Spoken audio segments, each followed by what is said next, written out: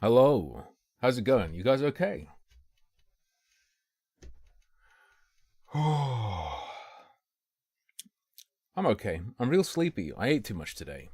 Went to a caf. Went to a cafe.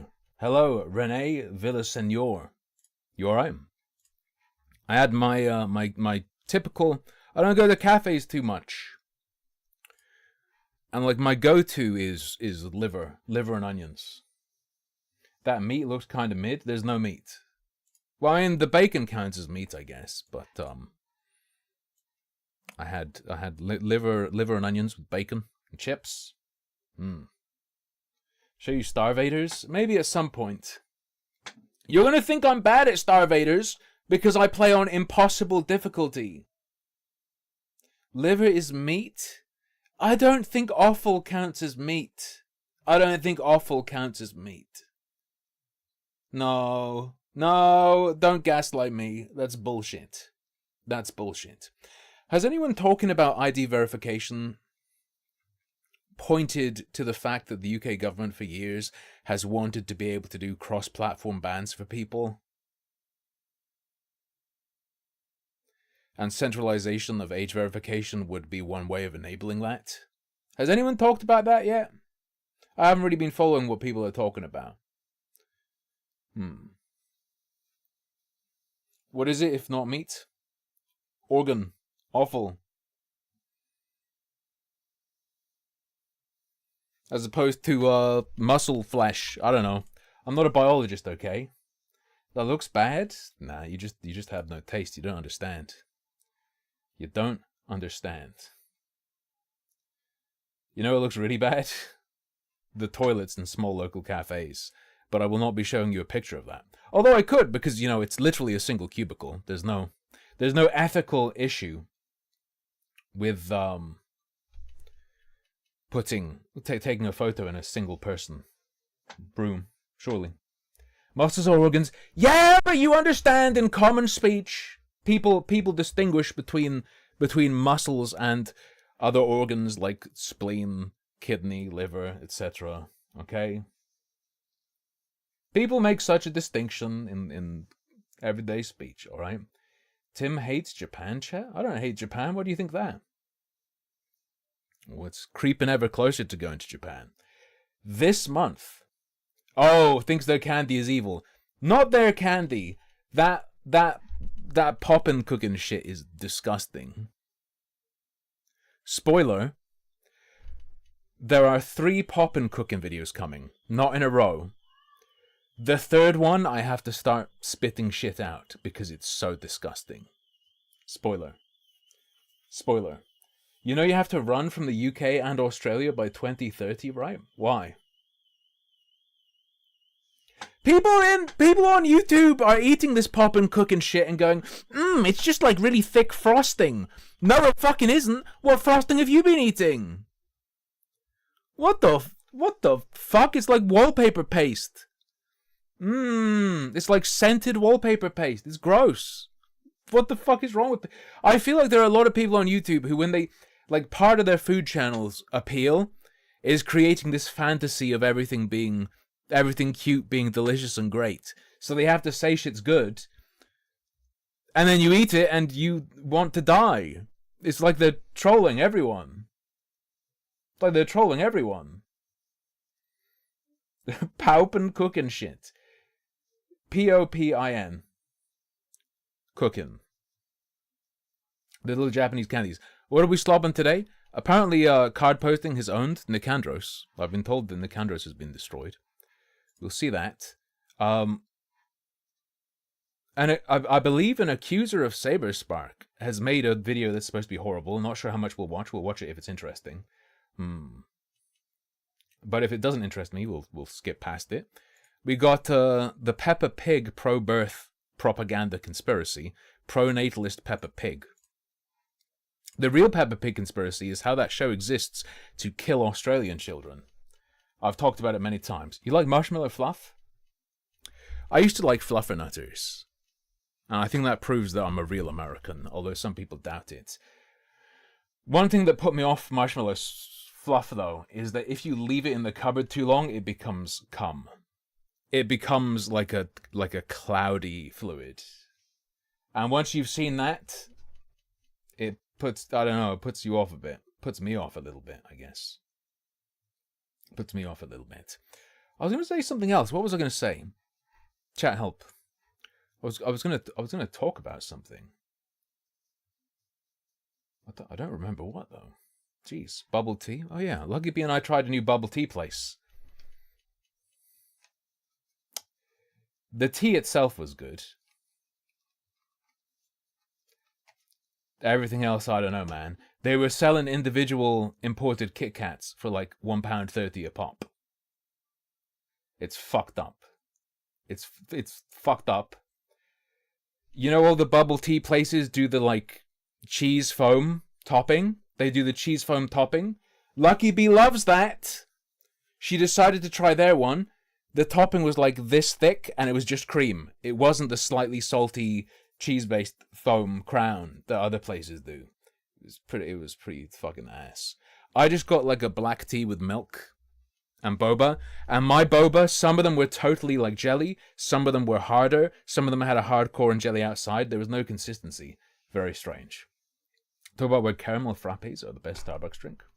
Nah. I'll tell you what I think the best drink from any chain coffee store is. Cafe Nero are doing a Bailey's iced latte. It's really, really fucking like insanely good. It's so good. It's woo. Little bit on the sweet side. Fake Bailey's, yes, it's not alcoholic. It's not alcoholic, so any Muslims watching can drink it. But I usually only watch the VODs. Hello. It's nice to catch you live. Welcome. You outed your food channel yet? I haven't, but it's not going to be long. I've been, as you probably noticed, I've been steadily giving hints, and more people have been finding it. I don't think I'll like promo it in a video or something, but I'll mention it on stream eventually, and probably do like community posts about it on the Harmful channel, just community posts. We're approaching 20 videos published, and I've got like 30. Well, I don't have 30 something in the bank. I have like 30 something total. So like 10 to 15 in the bank. Yeah. Whew. Is my YouTube channel finally coming back out of obscurity again? My main channel? No. I don't know if that's really a thing anymore. Unless you have a giga massive subscriber base, the individual video itself seems to matter more than your subscriber count. Subscribers are almost purely more like a test audience. As in, I think the value of subscribers is just in them engaging with it to send algorithmic signals to then get it to non-subscribers. Like, it's not like it was in the, it's not like it was back in the day. Not like it was back in the day. Bro, my nest egg is fucked after I go to Japan. I'm doing the, not cardboard. What's his fucking... I'm doing the Ian Danskin strat. Just obliterating my savings in Japan. I will,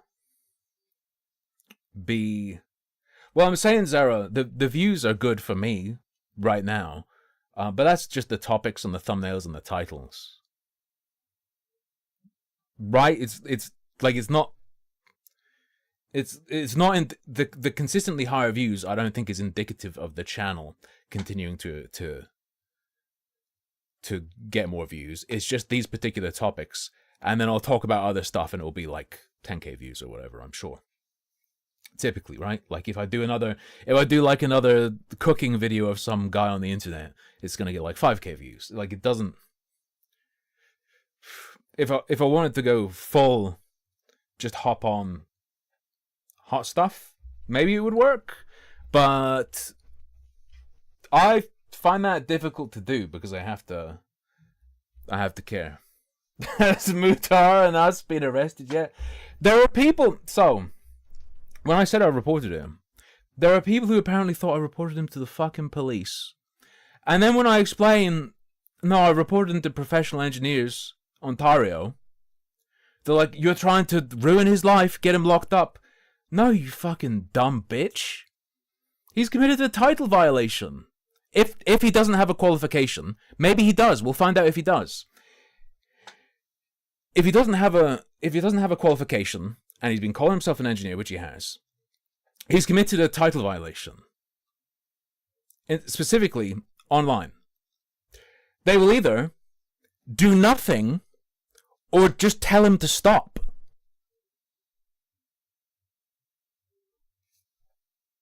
That's what they do. That's what they do. Hypothetically, he could get fined, but that's normally that's like for people who are practicing engineering or claiming to practice engineering, is my understanding. Like a practice violation is there's a he'll get a stern talking. Yeah, they're safe.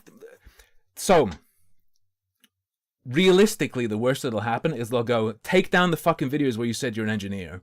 Stop calling yourself an engineer. That's the most that'll happen. Which would be funny, because my angle on this, the reason I reported him was because he, incorrect Hammond. That is not true. That is a different offense. Specifically using the title online as someone in Ontario, that is its own form of title violation, and it's the mildest form. And they literally, they talk about what they do for this kind of thing. They just say stop it. But they'll tell me they told them to stop it if they do, which I think is really funny. If he's been censoring people saying engineer, it's like, yeah, you can't say engineer on your channel. Not even you. Haha. That's like, this isn't life ruination shit. Like, that's the most that's going to happen, just so you know, just so you understand. Oh.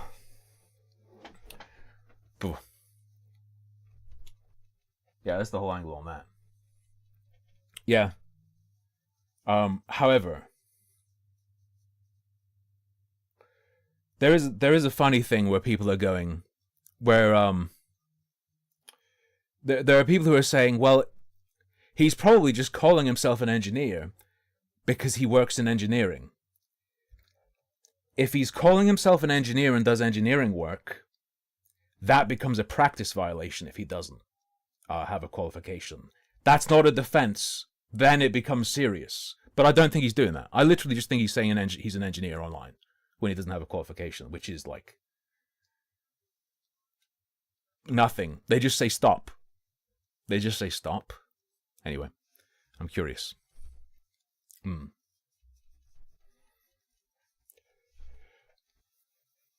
Yeah, but shared, which is why it's not a which is why there's no chance of it being a practice violation.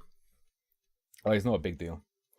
What he's doing, but it is really funny because he told other people they can't say engineer when perhaps it's him who can't. Yeah. Anyway, I've done enough filler. I've done enough filler at the beginning. The guy I'm talking to seemed very interested in the Intel ad, though. I will say that, but don't want to hype anything. Anyway. Do you really care about Canadian career title law? Asked card posting. No. No, I don't. Would be my... Ultimately would be my answer. But it's almost as if what I was talking about for the past 5 minutes is my explanation of what I really care about. Fuck you.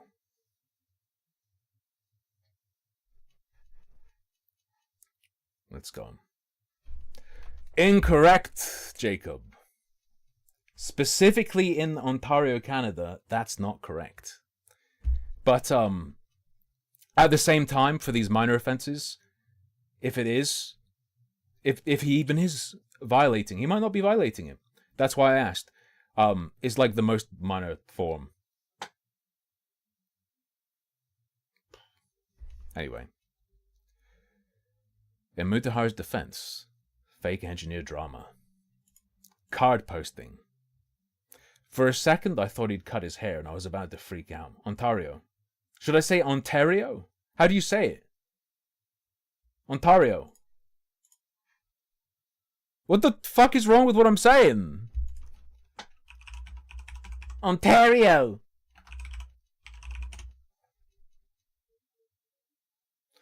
What the fuck is this pronunciation?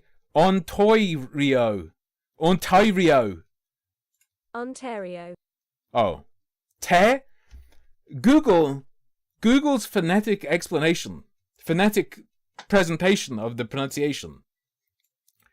The te sound is T-E-U-H. T-E-U-H. Ontario. What the fuck? Ontario.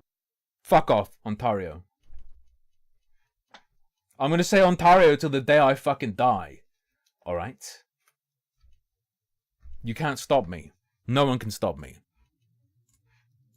Hello there, my name's Card, and here on my YouTube page, I like to make simple little... I hate Thank you airports. I hate for the sub. airports. Airports are okay. Changi in Singapore is sick. Changi's really cool. Way too hot, but that's not the airport's fault. videos about things that... Brit tries American pronunciation. I'm fucking American! I'm talking here! I'm from fucking New York. You bitch. that cross my mind. One thing that's been on my mind recently, and I assume it's been on yours too if you clicked on this video, is the new hot YouTube drama topic of the week. Wahoo! That is, it looks like Mudaha, of Some Ordinary Gamers, may have been vastly overstating his professional experience as an engineer, essentially the whole time he's been making videos. And, come on. Don't miss the bit that makes it good. Don't miss the bit that makes it good. Interesting. Now, what is this link? Have I been exposed? Home. My homeland is the UK. Bloody hibiscus. No, stop. That's out of context. That's out of context. It was opposite day. If true, and the expose put together by small YouTuber Nicandros. Yeah, but... And... You only call him small because he's got less subs than you for now. One more video and he'll eat you for breakfast, Card, okay?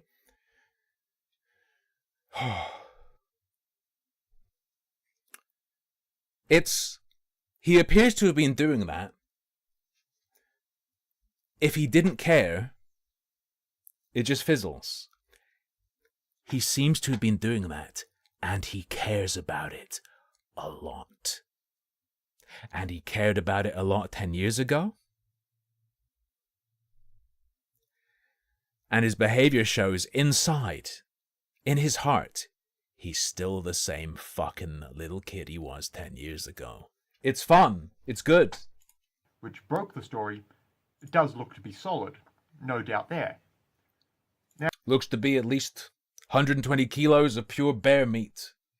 Now, I've criticised Mudaha on my YouTube page before, mostly for his flip-flopping on popular issues and just playing to the crowd when there's... And that's what's really important. That's what's really important. Online drama to be covered. So trust me, I'm not one to defend the man outright just 'cause. However, watching how people are reacting to this story, I can't help but feel my gut reaction to all this differs from what everyone else thinks. So today, I'd just like to very quickly play a little bit of devil's advocate regarding what we know about Mudaha's alleged fake engineering background so far. Right off the bat, I will say I can agree with a lot of the Nicandros video's secondary criticisms. Mudaha definitely, almost self-evidently, has a history of overstating his personal workload and how much time and effort goes into making his daily uploads. After all, hang on. Daily drama slop where you just talk to camera is not hard to make. And two, Mudaha's tendency, especially early on, to call all his subscribers and viewers family and... Hold up, Macumbia. That's one of my ones. Nicandros was much nicer to him. Ultimately, he sort of...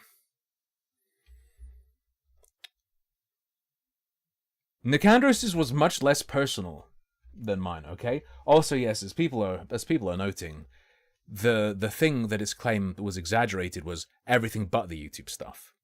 The suggestion is that he spends more time and focus on YouTube than he lets on. And people are skeptical that he's capable of maintaining all these other things he said he has over the period of his YouTube career, where he's kept pumping out stuff on disparate topics. Talk in gushing tones about how much they mean to him is more than a little bit weird and certainly a little bit cringe. No argument there. All right. And all in all, good. And that's okay. And that's okay to talk about. That passes the bar. You can care about that. You can talk about that. Card himself, you can care about. You can talk about flip-flopping on your take on drama. What doesn't meet that bar, Card? What are you going to say? Good to see he doesn't really do that anymore. And maybe we can chalk that up to him having started doing YouTube at age 18 and not exactly knowing how to handle having fans. Yeah, but you're missing the fun! You're missing the fun! It's possible he learned not to say that anymore, but still feels it. So in mine, I held back with a lot of clips. There are a lot of clips where he says he doesn't have a real family. He says, he's been fucked over in the past. I don't have a real family. My family's small and doesn't really care about me. I have you guys. I haven't shared that yet.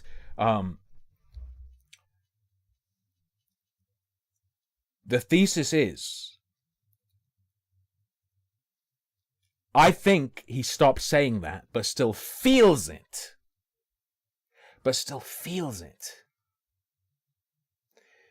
And so it'll be interesting to see how he deals with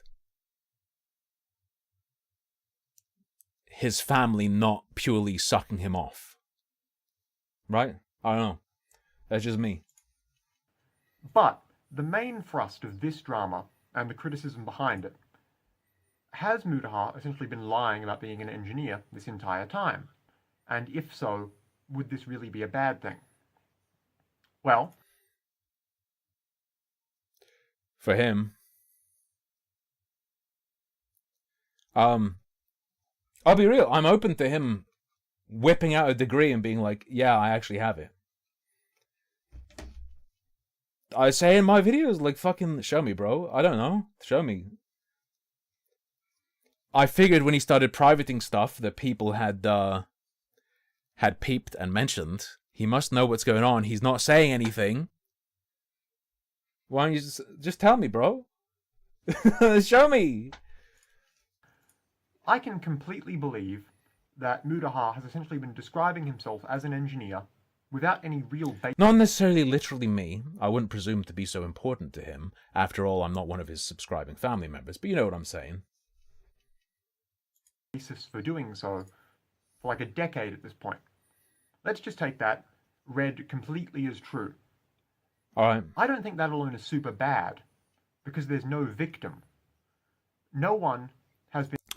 I think when you misrepresent yourself like that, if he has, and you advertise on the back of being an expert to bolster your positive opinion of the product, they're not the same as a victim of a mugging, but anyone exposed to that and deprived of the important information is, in a sense, a victim. Very mildly a victim, but yeah. You know who's a victim? Fucking Intel. I'm gonna go to swing for Intel. Intel are a victim of Mutahar if he does not have engineering credentials. If he claimed to be an engineer and that turns out to be a title violation where he lives, and that's attached to an Intel ad, he's done Intel very dirty. Harmed here. Not really. Not in any... Ah! No one's been harmed. Who's fucking harmed from him flip-flopping on drama? You're okay with that? That's okay to be interested in and talk about. Flip-flopping on drama. Who's the victim of that shit? Come on. Come on! He said some cringe things. I'm on board with talking about that. Ha ha ha. Where's the victim in him saying that? Come on. Meaningful way. That's about it. Did you start watching Mutahar talk about internet stuff because he simply said he... I did never... Look, this is fucking a slanderous assumption leveled at all of the viewers of this video. I never started watching Mutahar. I have watched one of his videos to completion, and that is the Keffels one. I have only scoured his fucking transcripts and stuff. I would never watch a Mutahar video. Fuck you. He's an engineer, and you believed that made him a voice of authority? That's kinda on you. If some random YouTuber pulling the level 1 mind trick of... Look, I can't fully disagree, but look,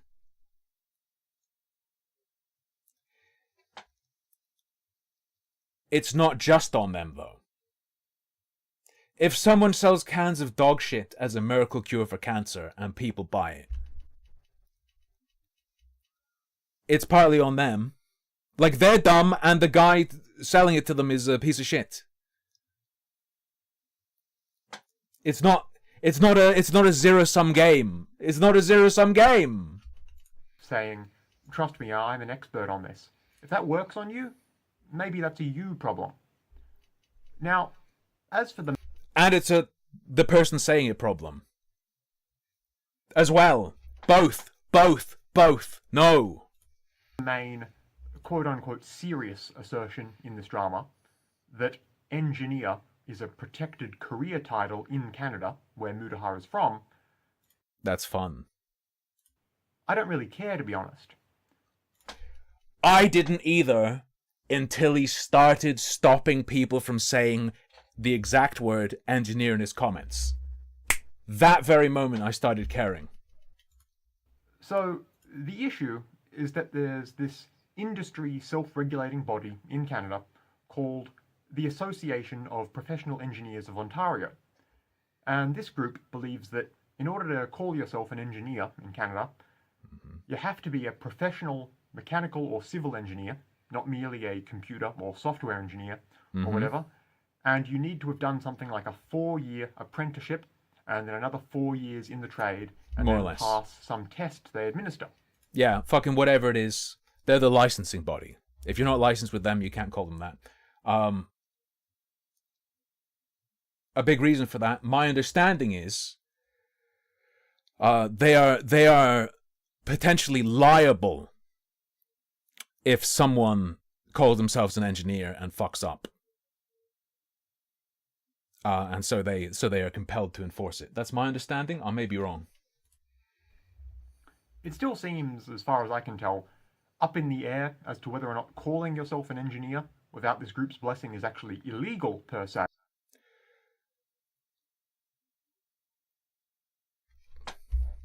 So, that's not what's up in the air.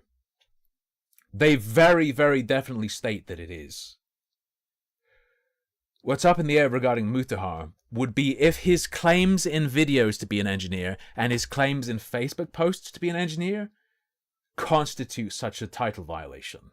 Because their actual examples on the website are about putting it in your bio online, on social media like Twitter or Facebook or something. They don't talk about saying it in videos. So that's more about like why it's up in the air a bit.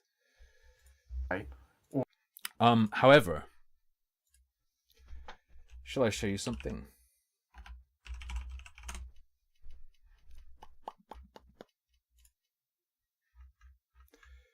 Let me peep something.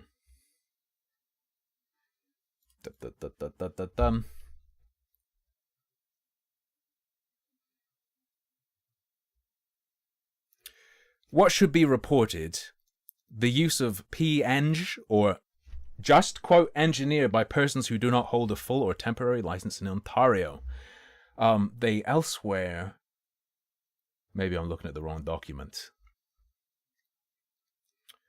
Or maybe it was just on the webpage. They specify that this includes saying it on LinkedIn, Facebook, Twitter, fucking Instagram. But they don't mention saying it in a YouTube video or, saying it in an ad, saying it in an advertisement. I've seen a bunch of people arguing over it, so I fucking asked them, and we'll find out later. But Or if this trade that's what's up in the air. Not that calling yourself an engineer, or rather, not whether or not saying you're an engineer when you don't have qualifications or aren't licensed is illegal. That appears to be the case. It's whether the way Mutahar did it counts. Group would just like it to be. But either way, I'm just going to level with you here. I don't care what the Association of Professional Engineers of Ontario thinks. And frankly, neither do you. I don't care what card posting thinks. How about... Pardon me. Jesus. Really. But seriously. Correct. I don't. In and of itself, in a vacuum. I care because he said, no, you can't say engineer. In which case, fuck you. Seriously, I just don't put any stock in protected trade names. And at the very least, not for Canadian... The more I explain, the worse it looks. Why do you think it looks bad? What do you mean? ...engineers. It's like the French getting mad when you call sparkling wine from other countries champagne. It just doesn't actually matter, and I don't care. Ooh. I care a lot about that. You've made... Okay. If you're gonna make that analogy, you're making me care about engineer. If I'm gonna have champagne, I want it to be legit.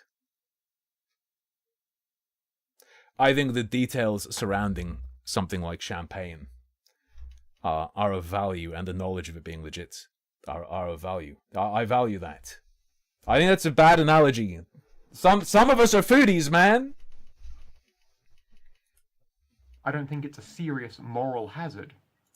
Hell, my day job is in professional academic historical research. I am a historian, and it takes a fair amount of study and qualifications to be one properly. Card posting. Why'd you have to say that? Mutahar's coming for you. Mutahar's gonna come after you. Grifty There's another similar individual that Mutahar has spoken of. accounts, tons of grifty accounts online fell for this one fucking person lying about their, credentials as a Japanese university historian expert. Even though... Watch out, he's done it before. He's done it before. I'm not defending myself. I'm talking to you guys about what I want. What the fuck? It took 5 seconds to Wayback Machine their account and figure out, oh, they were just some random white guy from, some part in Indiana, okay? Or Australia. Uh-oh. Some random dude on the internet. And even if you took their Japanese, name, put it into, the Tokyo University or whatever university they claim to be, you couldn't even find that person. See, people don't even want to do the bare minimum of research. Nobody wants to do even 5 minutes of research. But they'll believe anything an account says. Watch out, card posting. He's coming for you. He's coming for you.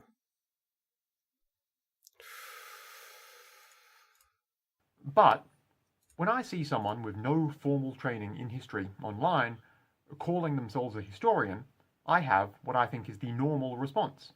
I might be annoyed for maybe 2 seconds, but I would never think that it is, or ought to be, an actual crime. At the end of the day, it's also a bit of a catch-22, isn't it? You're probably thinking, what the hell am I talking about? One of the defenses, if he's not licensed, right? One of the defenses is that, he was working in engineering, though. He does have that expertise. He did go to school for it for a little bit. He claims to have an engineering background.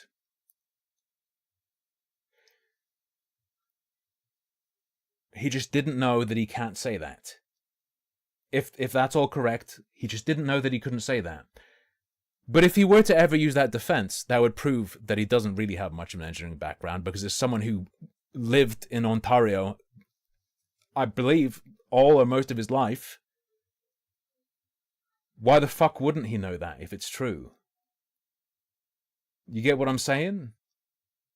If he were to use that defense, it would count as evidence that he doesn't have the background he says he does. Because why the fuck wouldn't he know that? Mutahar calling himself an engineer when he isn't is a crime, I don't think it should be. And if your criticism of Mudahar is merely moral, not legal, then as it stands, I honestly just don't see this as being a big issue. You're happy to talk about fucking flip-flopping on drama, though? Come on, come on. And realistically, It's also not, like, really a big issue. But it's really entertaining, in my opinion. no one who follows YouTube drama actually cared about Canadian trade name law prior to this. And rightly so, because it does not matter. I'm perhaps willing to have my mind changed on this. But as it's... I don't care whether your mind has changed or not. It's fine. If your position is, like, you don't think it's a big deal, that he could be violating an Ontario province-specific law regarding usage of engineering-related titles, yeah, I agree, ultimately. stands, I don't think people should get too worked up about this. Anyway, it's just a thought. True, you shouldn't get worked up about it. You should find it very funny that this is the guy, not card posting, Mutahar, who's telling you, you're not allowed to say engineer on my channel! Because, Mutahar, are you? that's pretty much, yeah. You don't think that's funny? I think it's funny. If you disagree, feel free to let me know why in the comment section. Either way, goodbye for now, and have a lovely day.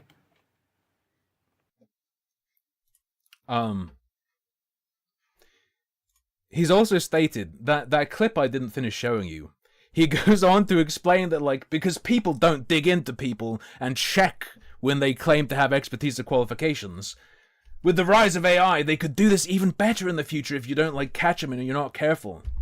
If you don't catch them and you're not careful, look how far things could go. You need to be fucking vigilant and dig into fucking anyone who claims shit. Mudahar told me to. Mudahar told me to.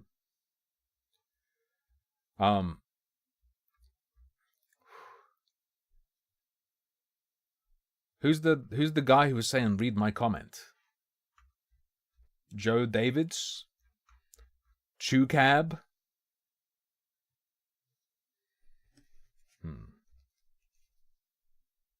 I forget who was asking me to. Are you trying to bait us, Card? Card knows a lot about baiting. Apparently one of his favorite games is Fap Queen, I've heard. Fap Queen. Joe Davids. So, come on, man. You can't make me read this. Y-O-U-R? Now a landowner in France, the land, the heritage, and vineyard have passed down to you through generations. You've learned the trade, grown the grapes, bottled the wine, stored it. You get where this is going. Yeah, you're making wine. If you're some ordinary gamers in this scenario, you're the hired grape picker, but what you do is pocket every fourth grape. What are you fucking talking about? You can't use Fear equipment, as the owner would find out and you would lose your job, so you botch together something that resembles champagne, stick a label on the front that says, Authentic Champagnix. Good job, you What are you fucking writing, dog? You pat yourself on the back, and the following day, on your day off, you take those bottles and go to the next town. You sell your vintage at premium price. Muta is currently in the phase where the farmer he worked for found out. He's been ripping him off for over a decade. I don't think their issue is like you're taking our fucking work. I think it's more of a liability and reputational thing for them. As in, my understanding is they get in trouble if you do something fucked and you're saying you're an engineer. They can potentially be held liable, is my understanding, because it's their job to enforce it and be in charge of licensing and who's legit and who isn't.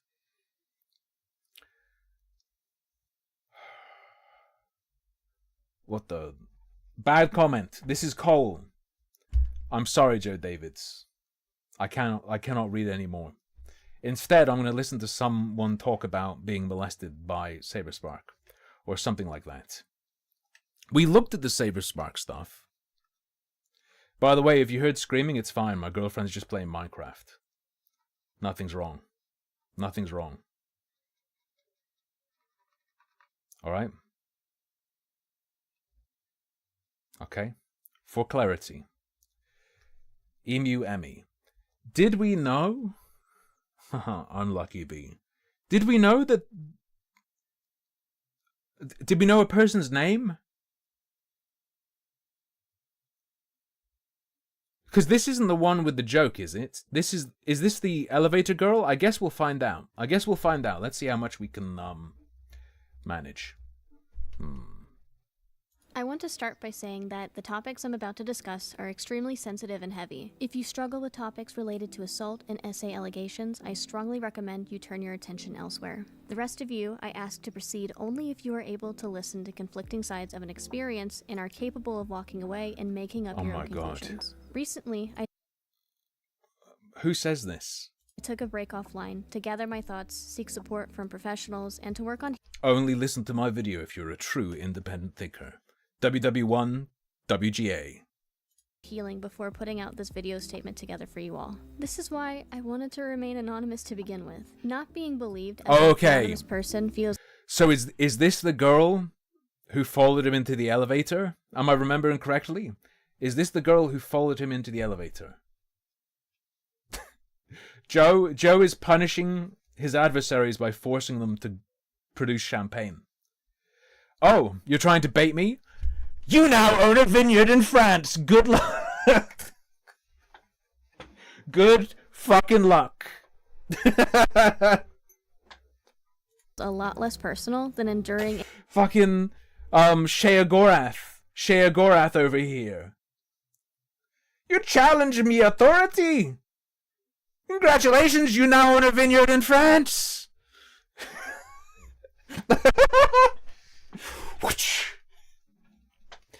Let me send you there, 100 feet above the ground. A harassment campaign targeting me specifically. Over the last few weeks, I've been put in a pretty difficult position where I've continually felt like I didn't have a choice on coming forward to discuss my personal experiences anonymously. Essentially, when people realized that I was the anonymous person who had a sexual encounter with Saberspark, they were either going to spread So she went with him into a room, and she says he was too pushy or something. And then there's also, she followed him into an elevator, and he did something. I vaguely remember it. misinformation from harmful websites and My ears pricked up. provide a platform for biased sources, or give me the opportunity to come forward on my own accord and describe my experiences myself. Tain't possible. Despair my bitch. Did you send them feet pics? Yes, I am aware of this video. I never responded to it because I felt the video spoke for itself. When I watched it, it made me laugh because of how poorly made it was. The video defends people making pedophile jokes of real children, makes outlandish claims while showing screenshots that prove none of what is being claimed. Pedophile jokes with real children. Pedophile jokes of real children. Of real children. Pedophile jokes of real children. Some of those are really good, though. Do you want to hear one?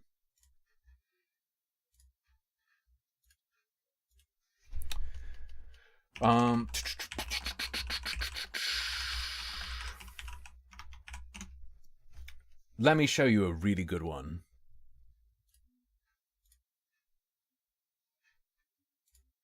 Let's see what you think about this. So this involves the joke involves a child and sex, so that counts as a pedophile joke, right? And it's a real child, right? Streamer $5 Superberry. Harassment campaign equals I got called out for my BS. Sometimes. And it involves a real child, so I feel this counts. If you laugh at any moment watching this, you're not allowed to condemn such jokes. Apparently Jordan and Peter Andre are fighting each other. Over custody of Harvey. Although eventually one of them will lose and have to keep him.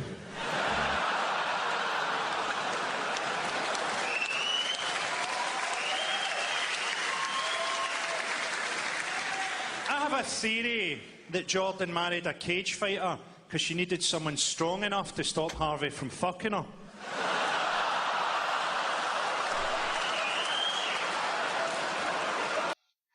There's nothing funny about that, okay?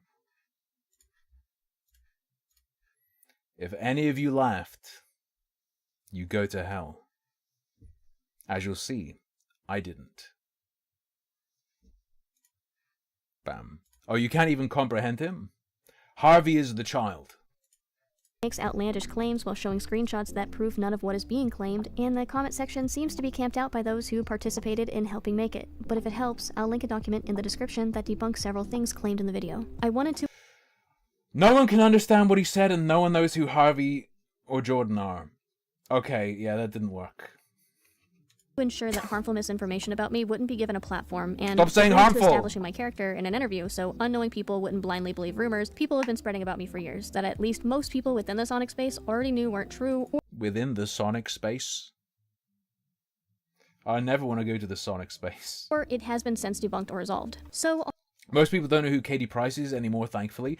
It probably helps that if you were to see a picture of her, you wouldn't know it was her nowadays. all that said, this is the reason I'm here today. I want to have a conversation about consent and intimate encounters and talk about my experiences, which were That's like the worst Riz ever. This is why I'm here today. Welcome to the Scotsman's Arms pub. I'm here today to give you an intimate discussion over consent and recently shared publicly, but now I want to share it personally. For starters, my experience was posted and shared without my name attached online a few months ago, where it goes over 2 uncomfortable situations I was put into without my consent.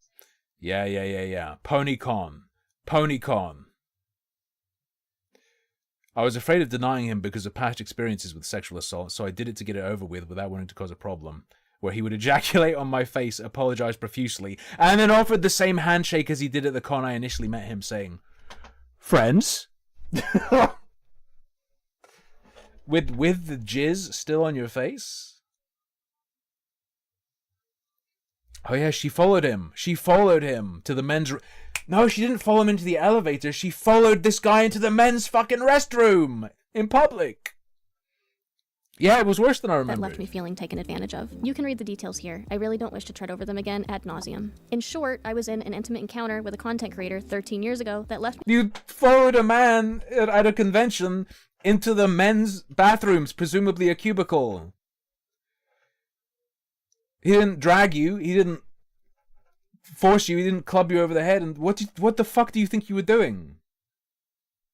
Feeling very uncomfortable. Worse, it happened twice, and each time left me more empty. Recently, old text Are you sure? Normally you'd end up getting filled.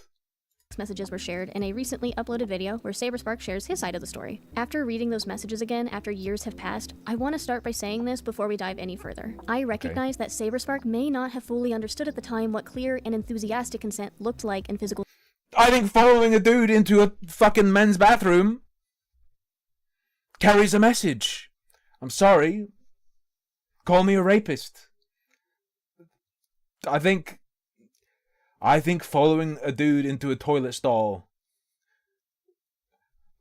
Did you think he needed help wiping his ass? Why did you think you were going there?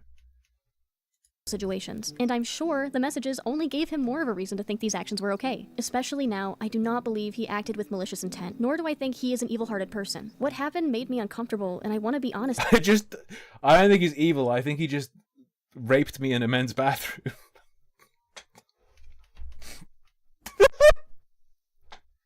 About that. I have a right to own that experience and my own feelings, but I also want to acknowledge that inexperience and lack of awareness can play a role in how things unfolded, especially in situations like this. To be clear, his lack of knowledge does not... Do you know, Wario Wang, do you know how much enthusiasm I'd need to follow someone into a public bathroom?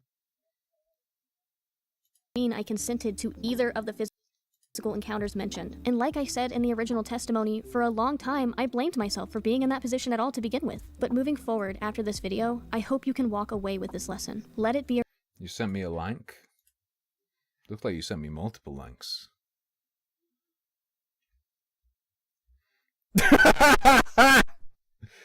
Oh, for the people who don't know who Harvey is the son of Jordan. who was a page 3 girl who's now mutilated her face. This is Harvey, who that joke was about. Say hello. Say hello? Yeah. If someone says something horrible to Harvey, what does Harvey say? Hello, you cunt. Harvey?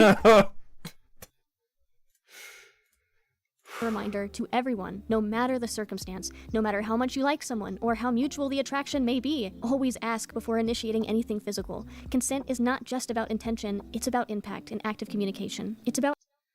It's not just about intent, it's about impact and effective communication. When we start getting into this legalese, not actual legalese, but when you start talking like this, it's like code for, yeah, I consented, but I didn't express my consent adequately, therefore he's guilty. Because he didn't know for sure I consented, even though I did. You start getting into that retarded territory. How you leave your partner emotionally after you are intimate with them. I want to address those using my text messages to claim I gave consent or lied about not giving it. Specifically, what those people have pointed out that I couldn't have been assaulted because I interacted with him afterwards, or how I asked for relationship advice, or still just wanted to maintain contact to begin with at all. You can still feel taken advantage of by somebody and still not know how to leave. Feel taken advantage of. This is some watered down language. The friendship. You can also experience a situation like that and struggle with conflicting feelings about it and still want to. Did he take advantage of you following him into the men's toilet? I don't like that person. I know a lot of people. What did you intend to happen? Why did you follow this man into the men's toilet? Can you explain? People may have never experienced this, but when you are a people pleaser, you have a hard time A, leaving a situation, and B, stopping it once it's started. This is also not an isolated experience for just those who people please. These situations are complicated, and not everyone is going to handle them the same. Other things pointed out that people are claiming to be signs of consent are our flirty messages, or me telling him the sex was good. But I already told you yes. A long time afterwards, in which he randomly brings up, despite the fact that words are words, and you'll see below, neither flirting nor lying to someone to not hurt their feelings about their sexual performance is consent. To start, I want to walk you through. So is this just you saying no, he was actually bad? The implication was that it was a lie. She's not just saying just because I said it was good. What consent is supposed to look like and feel like. There's like a little fold to it. This is important so that when people are having sex, everyone walks away afterwards feeling safe and emotionally satisfied. Consent occurs in the physical and emotionally satisfied. If consent results in emotional satisfaction, that implies a lack of emotional satisfaction afterwards could be seen as evidence of a lack of consent. And then we start to get into weird territory. Moment leading up to two people engaging in sexual acts. You can't give consent after the occurrence is over, for example. Flirting with someone prior is also not consent. I said it myself in the original testimony that I liked him, and he knew. But consenting to flirting is not consent to being thrown in a sudden sexual encounter in person. I want. Hang on. Isn't that a catch-22? If flirting requires consent, how do you obtain it? Because surely asking for consent to flirt is flirting. Just saying, just saying. What consent is and looks like, and what it isn't and doesn't look like. After going through a few resources on what consent is, then I will dive into how that lines up with my experiences and my feelings all these years later. Following that, I'll address some primary claims from Saberspark's side. I love that she added music to this, by the way. And in exploring these elements, I hope you can take away a full picture of what consent is, what enthusiasm looks like, and how not to either be taken advantage of or accidentally take advantage of a future sexual partner. My first and still primary goal is and always was to share my experiences so that others might avoid feeling taken advantage of after being intimate with someone they look up to. And So you don't want to prevent rape, you just want to stop people from feeling like that. What do you mean? I want to prevent people from feeling taken advantage of. Why not? This is some weird... Is this her protecting herself from a lawsuit or something? Does she think... I never technically said I was abused. I just felt that way. Why would you phrase it like this? To personally prove to myself that I have the courage to talk about these things. By understanding what consent looks like in different situations and circumstances, you will see why I felt taken advantage of, and then perhaps learn how to avoid these type of situations going forward. The information I'm about to read to you is directly from the RAIN's official website. If you're not familiar with RAIN, RAIN created and operates the National Sexual Assault Hotline in partnership with more than 1,000 local sexual assault service providers. Reading off of their Understanding Consent page, consent is in 1,000 local sexual assault. I always think, like, I know it's silly, but I always get a chuckle from Rape, Abuse, and Incest National Network. Or, you know, like, cancer charity. I'm not giving to a fucking cancer charity. Why would I help cancer? You get what I'm saying? Rape, Abuse, and Incest National Network? That sounds like a horror version of Uber. What are you doing? Assault service providers. Reading off of their Understanding Consent page, consent is an agreement between participants to engage in sexual activity. When you're engaging in obviously we all know what it means, but sexual activity, I can't help but is about communication, and it should happen every time. While the legal definitions of consent may vary by location and circumstance, the general concept is always the same. Consent is an ongoing process of discussing boundaries and what you're comfortable with. Let's get specific about how consent plays out in real life. There's a lot of things that look like consent or indicate interest. Even having someone naked in a room with you is not consent. Consent should be clearly and freely communicated. A verbal and affirmative expression of consent can help both you and your partner to understand and respect each other's boundaries. Unfortunately, I didn't. How about the situation where you're following a guy into the fucking men's bathroom? Presumably into a cubicle even. Like, experience any discussion of what either of us wanted out of our encounter, or even if I felt comfortable in the situation. Discussion of what you want out of it? Are we talking about which specific acts, or are you talking about how you would feel emotionally? I wasn't even the one to willingly take my own clothes off. He claims we had discussions of this prior to the event, but provides no proof of this. Consent cannot be given by individuals who are underage, intoxicated, or incapacitated by drugs or alcohol, or asleep or unconscious. Does that fucking describe If someone you? agrees to an activity under pressure of intimidation or threat, that isn't considered consent because it was not freely given. Unequal power dynamics, such as engaging in sexual activity with a student or employee, also means that consent cannot be freely given. Does any of this I'm not aware of any of this applying to her.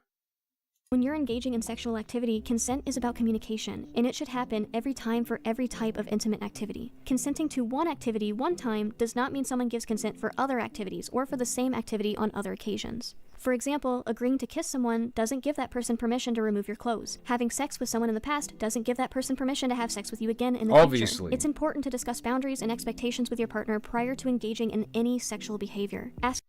That's nice. Not gonna happen. Doesn't happen in real life. Not like that.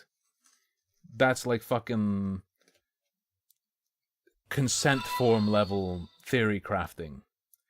If you fucking follow someone of the opposite sex into a bathroom stall in their sex's bathroom, someone who you've just been kissing, you follow them into a bathroom stall. Come on. Asking permission before you change the type or degree of sexual activity with phrases like, "Is this okay?" Confirming that there is reciprocal interest before initiating any physical touch. "Are you comfortable with this?" Letting your partner know that you can stop at any time. Periodically checking in with your partner, such as asking, "Is this still okay?" Providing positive feedback when you're comfortable with an activity. Explicitly agreeing to certain activities either by saying yes or another affirmative statement like, "I'm open to trying." Using physical cues to let the other person know you're comfortable taking things to the next level. Why didn't you read the next part? Consent does not look like this. Why did you skip that?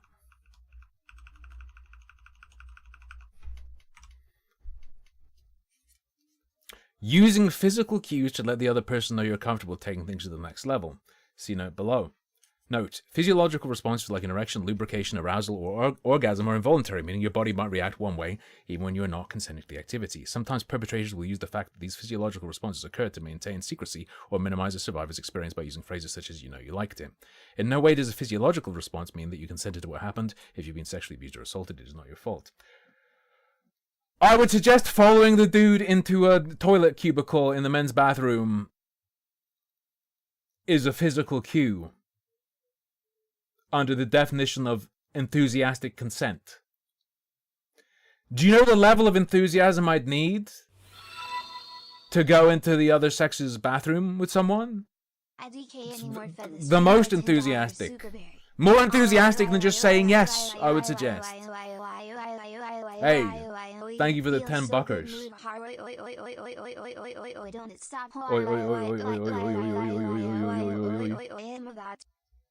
I'm a VOD. Crying, using physical cues to let the other person know you're comfortable taking things to the next level. Consent does not look like this. Refusing to acknowledge no, a partner who is disengaged, non-responsive, or visibly upset by the interactions, assuming that wearing certain clothes, flirting, or kissing is an invitation for anything further. How about fucking following them into a bathroom stall? Me following him into the bathroom was just flirting. Stop. There are random moments where he tries to imply other things we did, such as me leaning on his shoulder, that I feel helps build a stronger connection to the idea that I consented to the sexual interactions, something that does not equate to consent. Someone being under the legal age of consent as defined by the state, someone being incapacitated because of drugs or alcohol, pressuring someone into sexual activity by using fear or intimidation, and assuming you have permission to engage in sexual acts because you've done it in the past. People get put into a position where they don't feel like they have a choice, and even after the intimate exchange, you feel uncomfortable, like I did, or even feel a deep sense of regret and shame. There is a power dynamic because you don't want to disappoint.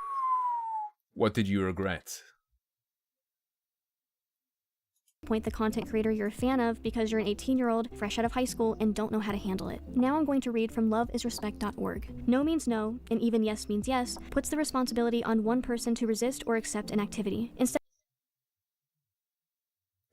of framing consent as a reactive measure in response to a partner's actions, think of consent as a proactive expression of what partners are comfortable with and want to do together. Someone starts leading you to the fucking public toilet and you follow them. When you're different sexes and you've just been kissing. That occurred with you and him in the second instance. Understanding consent Come in on. relationships using I'm going to say this a million times, aren't I? this framework, make sure that everyone is on the same page. Consent means communication every step of the way. Don't just assume your partner is comfortable with actions. It requires a clear and enthusiastic yes, meaning if someone seems unsure, stays silent, doesn't respond, or says maybe, they aren't saying yes. During both physical occurrences, I hardly spoke. I was reacting. Saying something and then being blanked is like a huge turnoff, to be honest. Primarily to his cues, as he did almost all of the talking leading up to these encounters happening. When he slammed me against the wall and then pulled me back down the stairs and into the bathroom, I didn't say. Hold on. Hold on. Hold on. Hold on.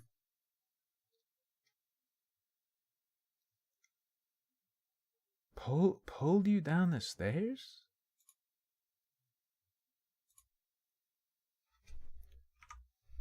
Hang on.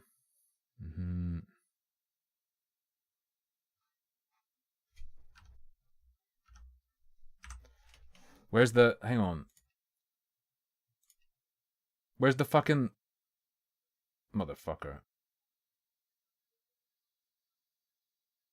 We saw it!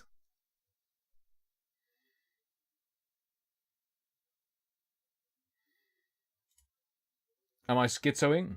Hang on. Let me go find her testimony somewhere. For fuck's sake. Let me get back where we were. Alright, 1037. EMU testimony. Bathroom. I need the fucking... Hang on. Saber Spark.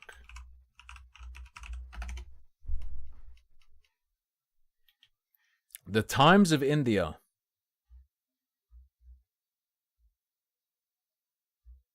Do you have the Hello Times of India? No? Who fucking has them? Sports Skeeter.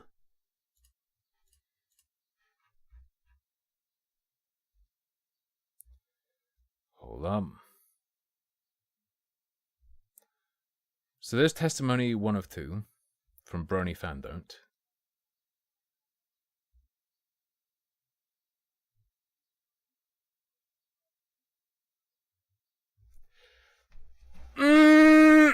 Okay. Here's what she says now. Reacting primarily to his cues, as he did almost all of the talking leading up to these encounters happening. When he slammed me against the wall and then pulled me back down the stairs and into the bathroom, I... Slammed me against the wall, pulled me down the stairs into the bathroom. Once the doors opened and people were present, he got off me and took my hand and guided me towards the stairs to go back down to where we just were and into a men's restroom, where he pulled his pants down and guided my hands and head to perform oral sex on him. We've gone from guided to dragged.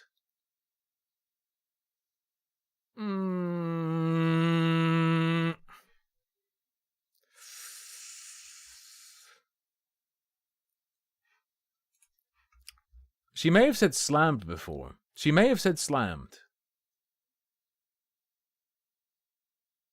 She said he forcefully shoved her against the wall. The slammed bit? All okay. All okay, the slam. Going from guided to dragged. Guided suggests guidance, not force. I didn't say anything. If you're caught up in the heat of the moment, here are some ways to get a temperature check before going any further. Are you comfortable? Is this okay? Do you want to slow down? Do Literally guided. you want to go any further? What consent does not look like? Behavior like dressing a certain way, flirting, or accepting a ride, gift, or drink is not a form of consent. Neither is saying yes or not saying no, while under the influence of drugs or alcohol, or doing so because you feel pressured or too afraid not to. While yes, I absolutely flirted with him at that time all those years ago, consenting to flirting is not consenting to the actions that would follow later. That's the first encounter, Warrior Wang. She was talking about the second one here, because in the elevator, she said he shoved her, and then they got out and he guided her down the stairs. Now she's saying it was slam against the wall, which sure, shove, slam, whatever, same thing.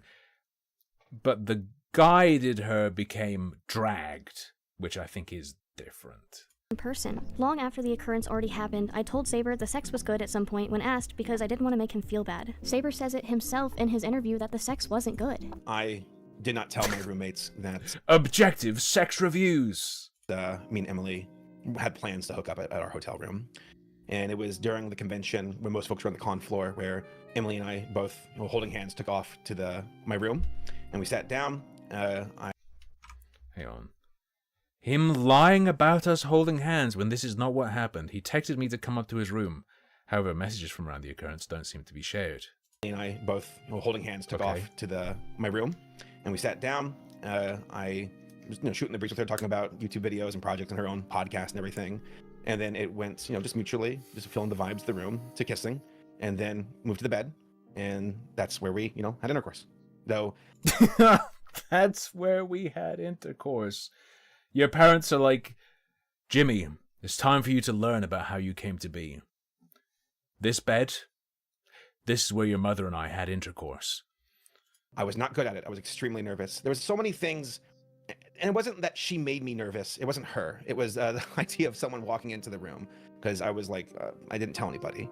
This coincides with the statement I shared in the same video where all of this was released, where I talk about my habits of people-pleasing. In another message, you see Saber making advances on me, calling my cosplay hot. Maybe someone who doesn't know what it's like to be in these types of situations wouldn't notice this, but even here, Maybe some ugly bitch who never gets hit on wouldn't understand. Let's go.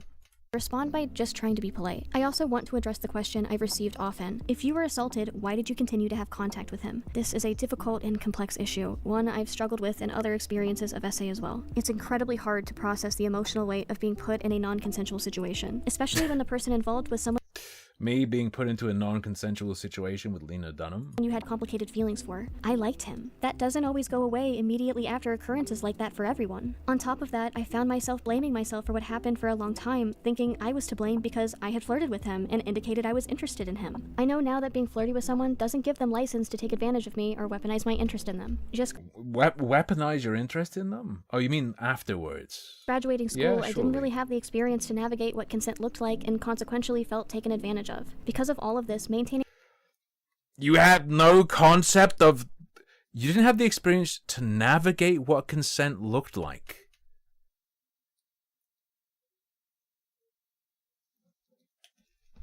That claim means any intimate contact with you would have been rape. You are claiming to be an invalid. You are claiming to have been incapable of consent at that time. Because no consent would be informed because you didn't have the capability to understand what it would look like. It's a bold play. It's a bold play. They're like, Of course I was raped. I was a vegetable. Contact felt like a way to hold on to some sense of normalcy, even though I couldn't figure out why I had felt so terrible after I had, in theory, had sex with someone who I thought I was interested in. Hold some sense of normalcy, even though I couldn't figure out why I felt terrible after I had sex with someone I was interested in. Right. The Minecraft girl who talked about, like, when he kissed me, it felt like cockroaches were all over me, said similar things. There is a kind of person out there who will have consensual sex, i.e. sex they want to have with someone, then learn about consent, learn that it's supposed to be constantly explicitly saying yes and checking, figure, hey, that didn't happen then, therefore I was abused.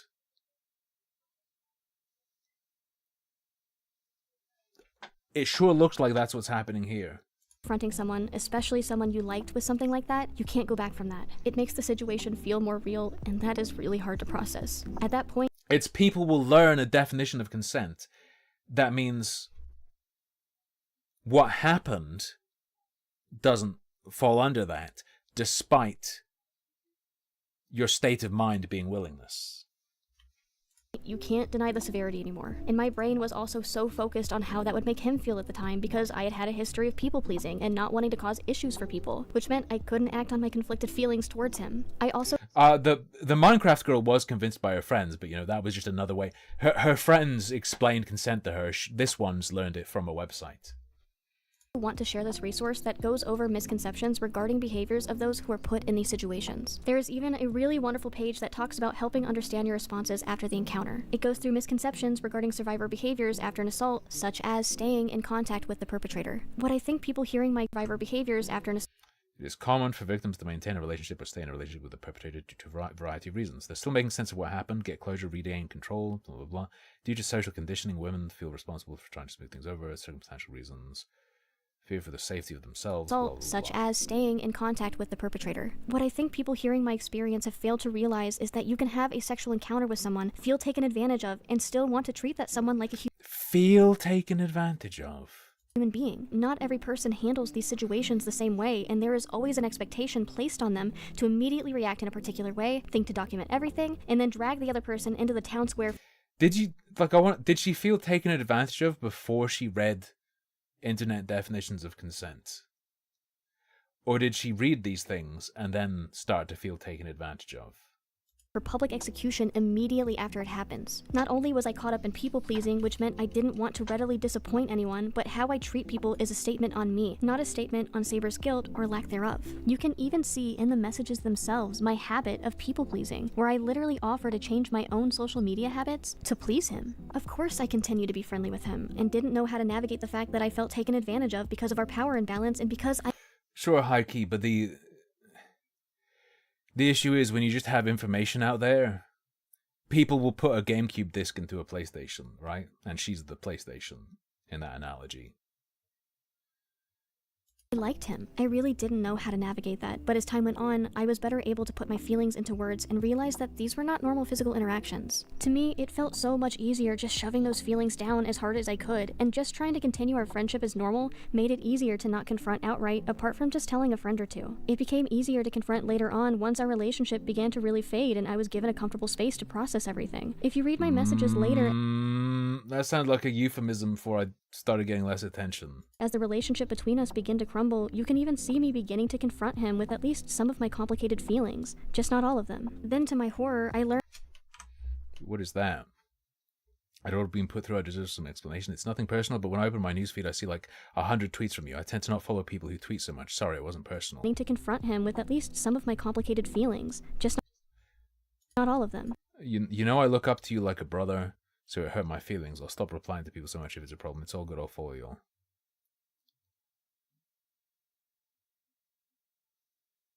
Wait.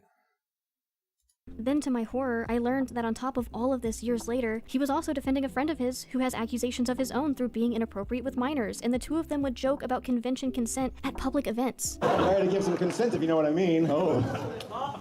Need some practice, if you know what I mean? All right. For the record, I don't need consent, if you know what I mean. It's over. That's not getting canceled, you know what I mean? He even uses his initial response to the allegations to He's guilty. We got him. defend Black. No, Zara. I don't think it was even on this channel that I have currently. Griffin. They seem to see themselves as judge, jury, and executioner, and launch vicious Don't show me him because I'll start rooting for his demise. I don't like his appearance or voice. harassment campaigns against multiple online creators. Am I fucking losing it? Wait, is that Ivar Monk's The Scream, but it's George Floyd in the background?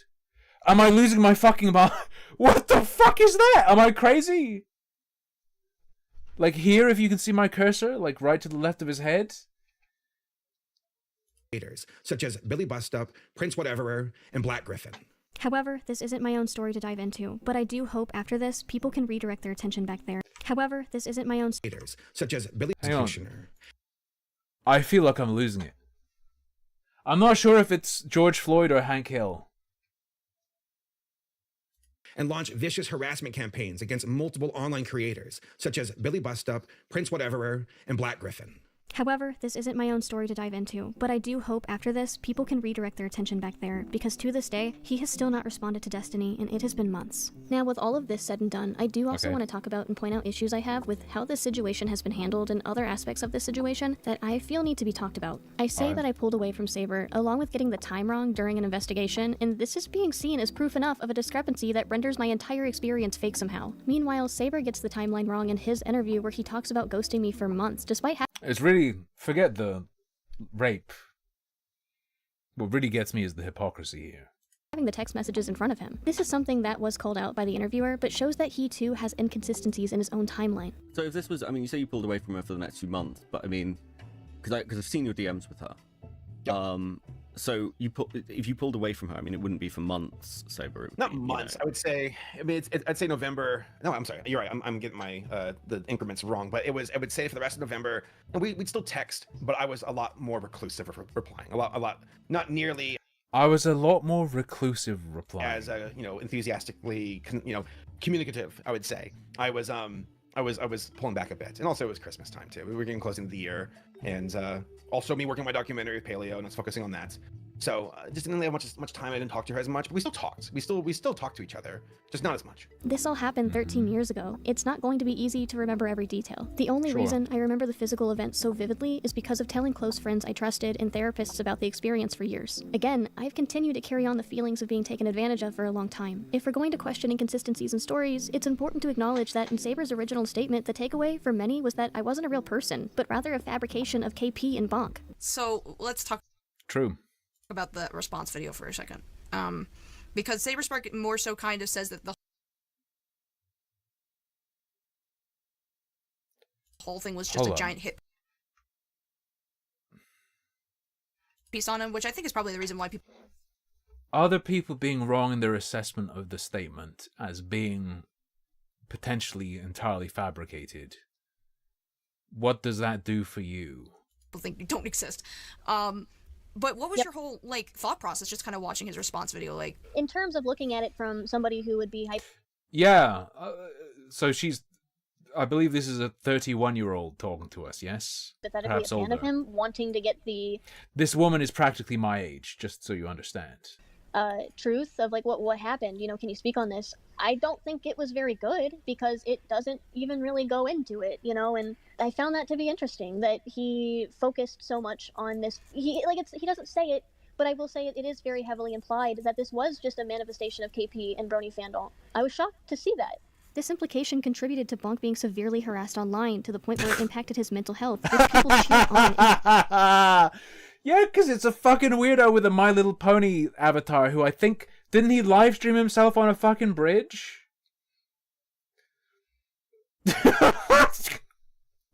Something like that. Something like that. You don't understand. You thought I was 40? I'm 33. Including people Saber himself platformed in his own...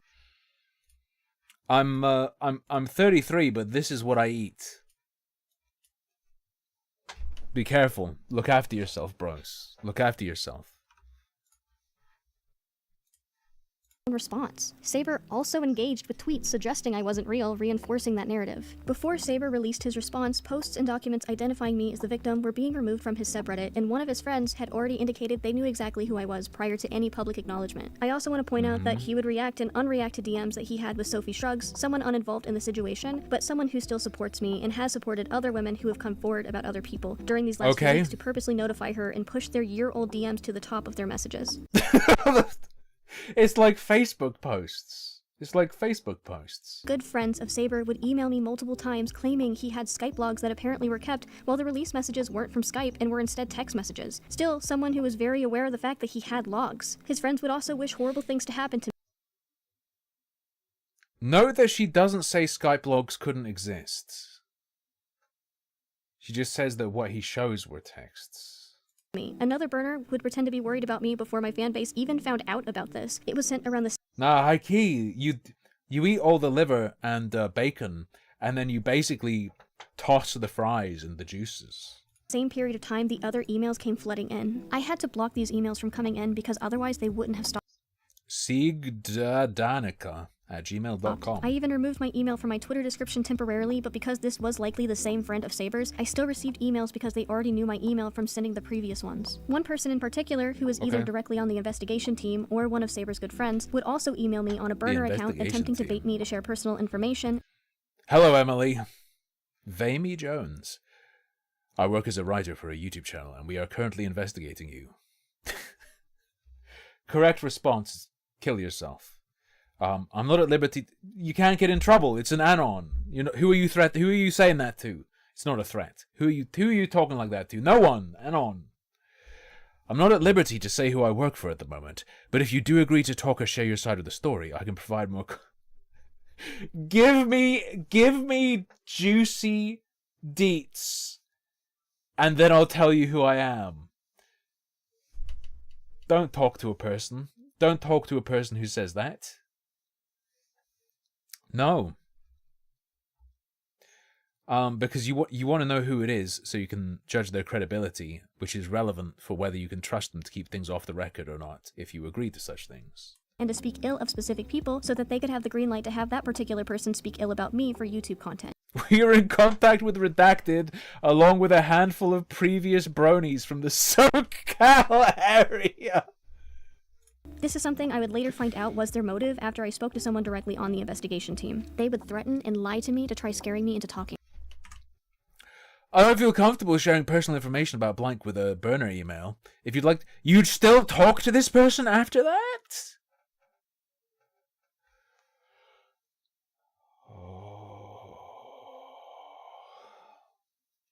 Motive after I spoke to someone directly on the investigation team. They would threaten and lie to me to try scaring me into talking. I wanted to let you know we are proceeding forward with our video's rough draft. For the record, I work for Blank as a writer and project manager. We do want to provide you a chance to share your side of the story, but we are concerned with your lack of communication. Please get back to me as soon as possible. To Emily Jones. I presume her name was known before.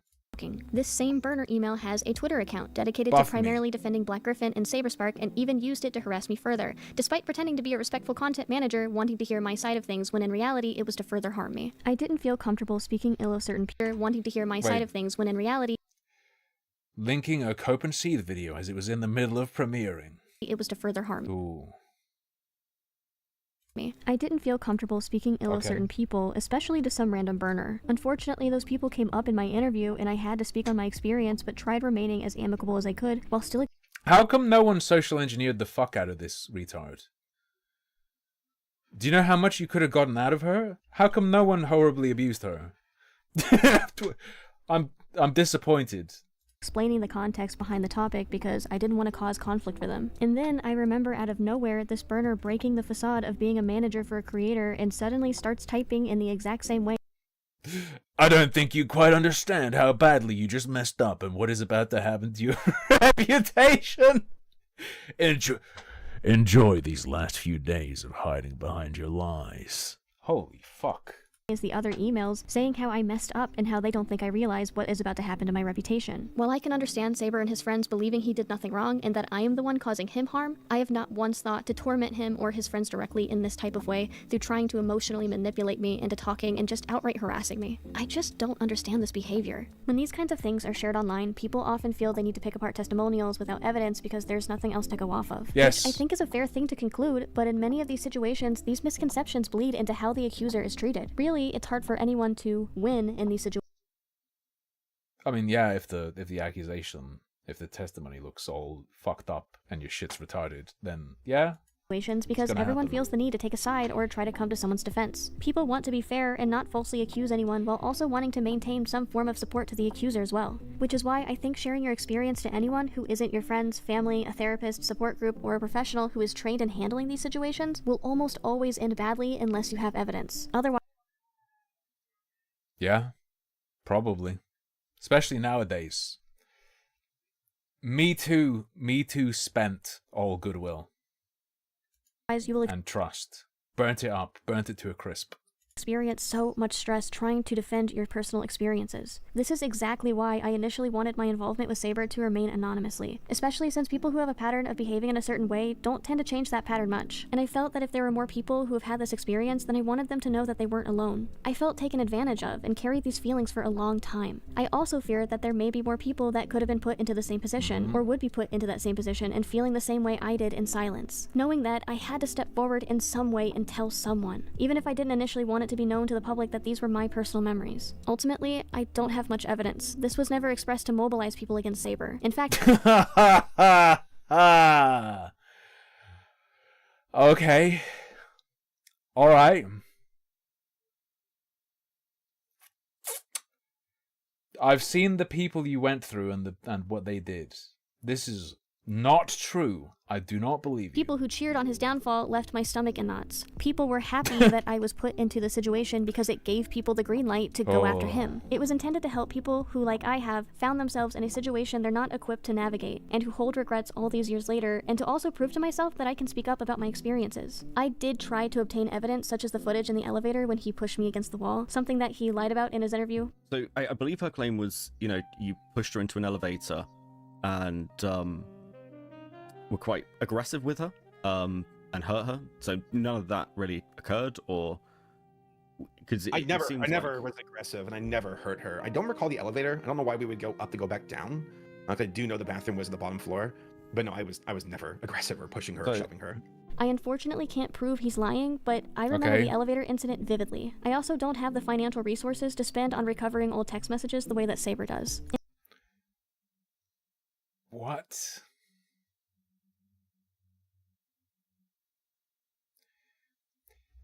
If you know there's evidence and the only barrier to retrieving it is money, couldn't you ask for money? In fact, all I could find were messages I don't believe you'd have a problem doing that. with friends throughout the last 7 or so years where the situation is referenced, as well as a personal note I wrote in 2023 when I was in a rough emotional state. Just evidence that I continue to cope with the emotional state he left me with. Just like before, Saber had more power in this situation For 13 years? He had more power? How? I do. That hasn't changed. So I know there are many people who still aren't going to be convinced with my experience alone. And that's okay. This video isn't for them. Not many people think to document these situations in the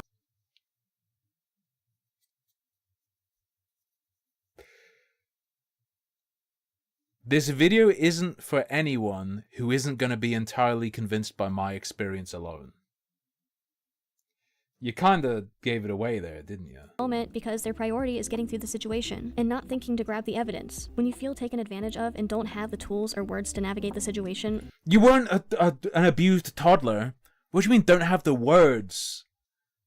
You're talking like your uncle touched you when you were 2 years old. What do you mean didn't have the words or tools? All you can do is carry forward. I want to make sure though that this is clear. I did not see the messages outright until the video came out. They were not shown to me, they were described to me. Some people have questioned my memory, as to them it seems selective. They were not shown to me.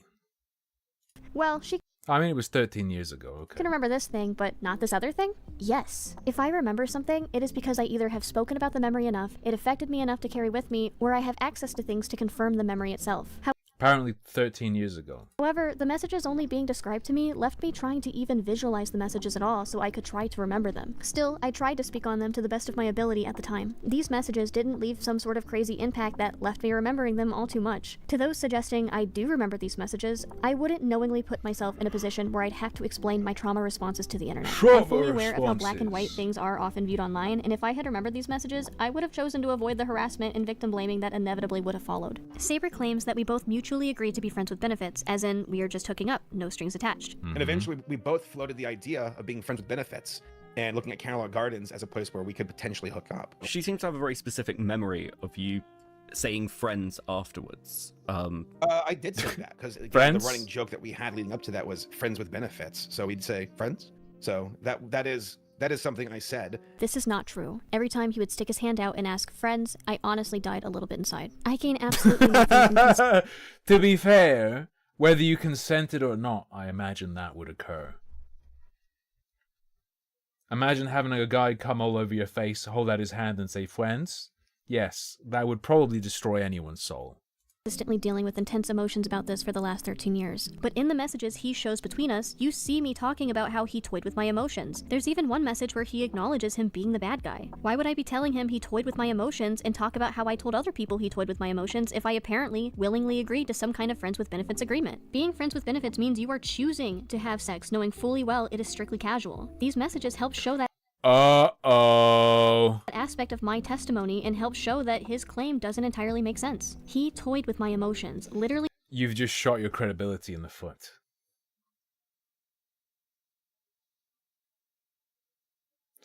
Why did I feel so bad afterwards? Why did I feel so bad? He tried to say we were friends with benefits. That's misleading about my real emotional expectations, which are connected to it being more than just a hookup. Uh-oh. Where have we seen this before? Bringing up the prospects of a relationship both times in person. One time where he's grabbing my hand and then pushing it away. Another thing that he denies in the interview. I never was aggressive and I never hurt her. I don't recall the elevator. I don't know why we would go up to go back down. I do know the bathroom was at the bottom floor. But no, I was never aggressive or pushing her or shoving her.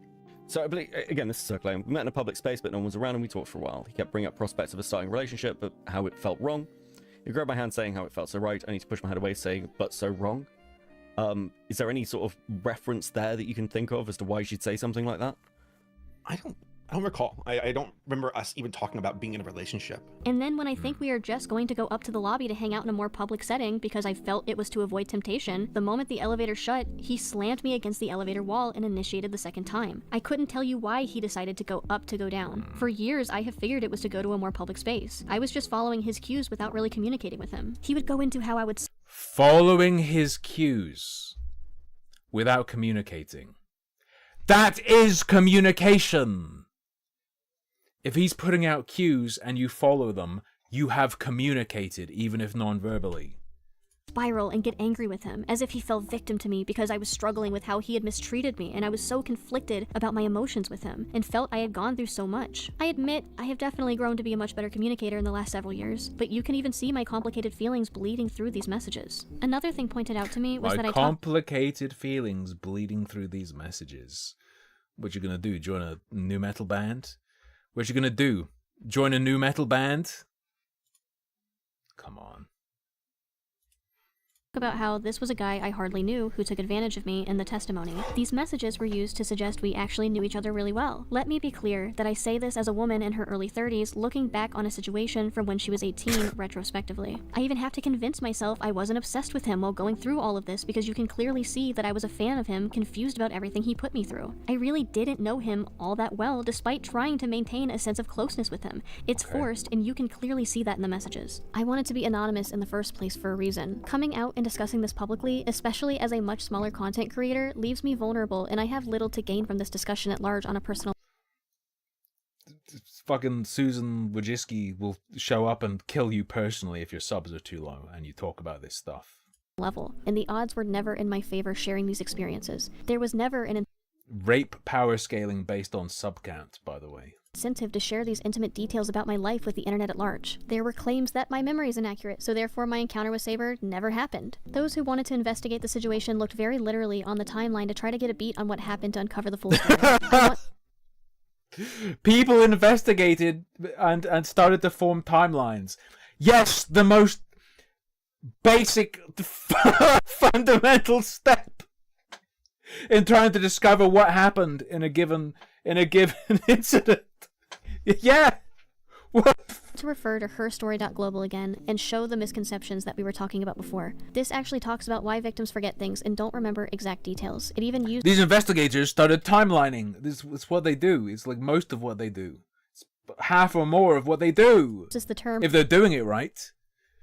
Omitting. The original telling of what happened when talking to those investigating the events has minor differences that don't really have anything to do with whether consent was given or not, such as the time things happened and then a relatively brief moment where I saw Saberspark at a movie theater. I wasn't there with him myself, but went with my friend until I had a panic attack and missed out on the entire screening. It was brief and something I didn't remember because I was having a panic attack at the time, and this brief interaction had nothing to do with the two occurrences. I want to use the time at the second occurrence as an example. When one channel tried to lay out the timeline, I said it happened around 10 p.m. This was me trying to give my absolute best estimate because I knew it happened at night. This particular error had led an entire team of people to believe I was lying about my entire experience. It was later discovered that I did just get the time wrong. Now, one thing that a lot of people have noticed is that Emily has said the second attack allegedly happened on the 2nd, the day before the convention proper. However, both parties did arrive early. Now, at a point, Saberspark mentions that his cell phone dies. Saber, your phone died? Why would it do that? Plugged it in last night. Oh. It only charged for like 30. He tweets again later that night. Now, this kind of breaks the timeline a bit, but I do think that we need to skip forward a little and establish something immediately, because this thing threw everyone off. Saberspark's tweet here looks like it was made at November 3rd, at almost 1 in the morning. Now, Emily alleged that the incident happened after 10 p.m., like shortly after 10 p.m., and she alleged that Saberspark texted her to get her to go down into the hotel's basement. Now, that is a wild time discrepancy of 3 hours where Saberspark's cell phone was apparently dead. And I'll admit that at this time we had at least heard... To be fair, it didn't even need to have actually been dead. Some version of Emily's controversies, and with this apparent discrepancy... But whatever. It was not looking good for her. However, Phineas let us all in on something that we all should have figured out a lot sooner. Time zones, you idiots. The time that a tweet is posted shows your local time, not the local time of the sender. So I went into my computer settings, changed it to Anaheim's local time, Pacific United States, and look at that, Saberspark sent this tweet out at 9:59 p.m., his time, November 2nd. This doesn't automatically mean that Emily's allegation is true. The only thing that it means is that there is no obvious contradiction when Emily says that Saberspark texted her, because at 10 p.m., his phone was charged, and he was tweeting. These details would wind up not mattering when Saber himself confirms both occurrences happening from his side too. In messages, it is shown that Saberspark unfollowed. Why even bother including that if he...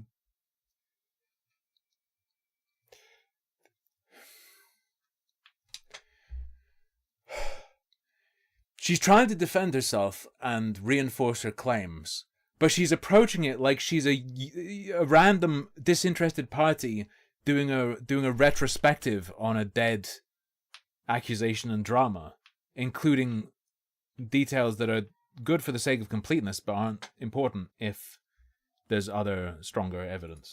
Which have caused many to believe that this is now a confirmed timeline discrepancy and lie from me because the original testimony says I pulled away from him. But the time I pulled away from him was after those messages. After that conversation, it ended positively, and we would see each other at conventions, and we were amicable, even waving to each other and being really friendly. It wasn't until later that I made the choice to pull away completely. We were slowly growing a comfortable distance from each other, making that choice easier on me to actively delete his number out of my phone and choosing to avoid him at further events. I believe two people can choose to pull away from the other, but I never meant to imply that I cut the relationship off myself. Maybe I should have though, but I just didn't have the tools or ability to do that at the time. Just like I wasn't able to express or act upon the fact that I felt so taken advantage of by someone I looked up to. That being said, at that particular point, that is when I pulled away.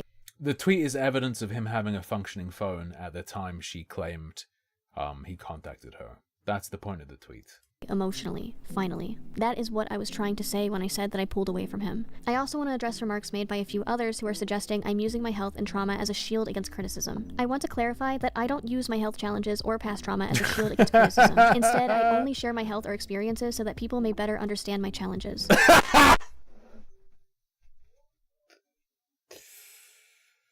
I don't use any of this as a shield. I just tell you it so you understand how insanely vulnerable and in need of protection I am. Okay, I understand. Okay. And before I say anything further, I want to reiterate that I am open to valid criticism, but people being upset with me talking about an experience and not being able to offer enough proof are not offering me valid criticism. You can choose to still support whoever you want and go about your day. Living with PTSD, health problems, and hypochondria means the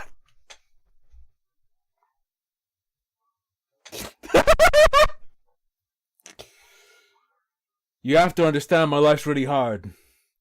I live with cancer, AIDS, diabetes. I have what the Elephant Man had. I have septicemia. I have Ebola. And worst of all, I have hypochondria.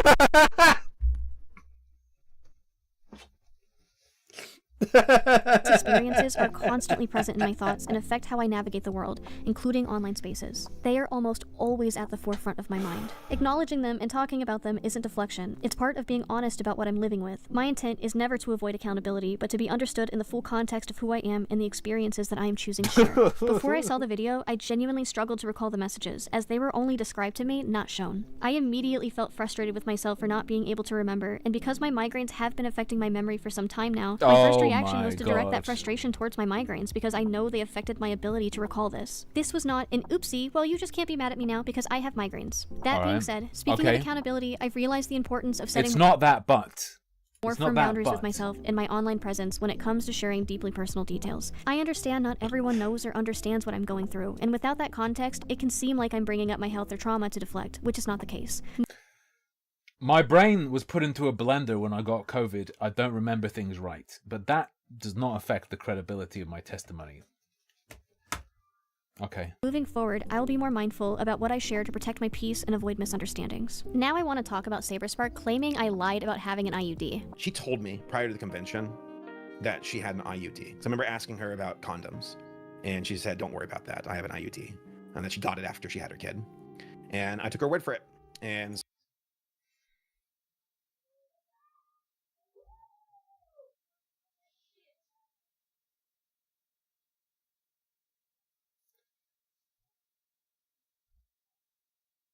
she's not only a mother, but was a mother at the point that happened. She was a mother going to BronyCon to meet a YouTuber.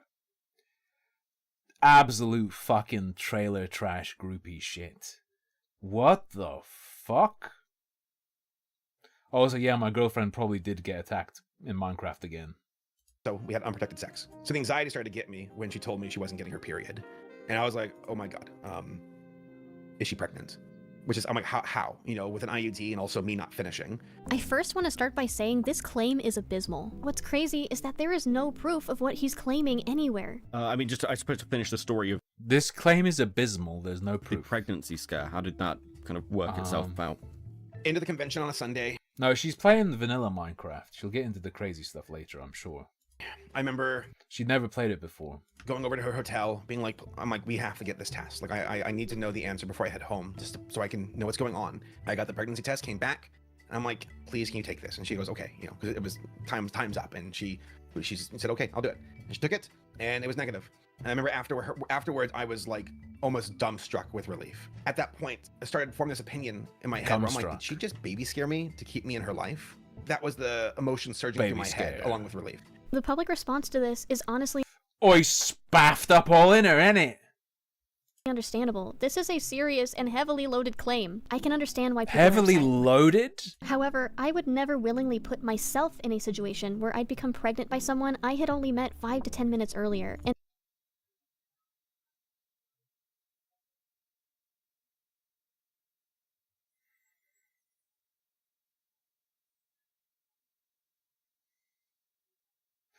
so, the context of her being a mother at that point,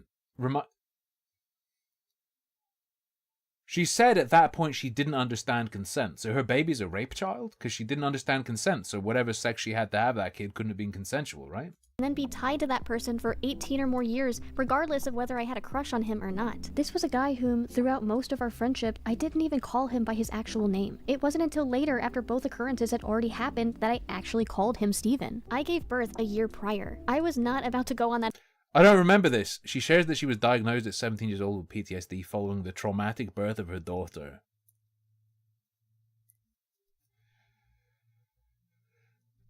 A woman with a 1-year-old... A fucking 1-year-old baby going to BronyCon to meet up with a YouTuber. Fuck off. Fuck off. Fuck off. Fuck off. Fuck off. Adventure again, especially with a man who I didn't even call by his real name. I wasn't about to put myself in a medically vulnerable position when I was traumatized by my experiences just a year earlier with all things medical. Client reported that her blank has been receiving treatment for obsessive compulsive disorder.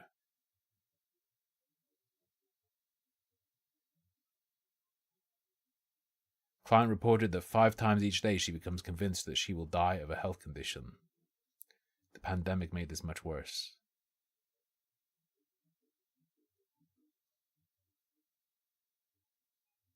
Client reported having somatic blank symptoms for the past 9 years of her life, beginning with the birth of her daughter at age 17.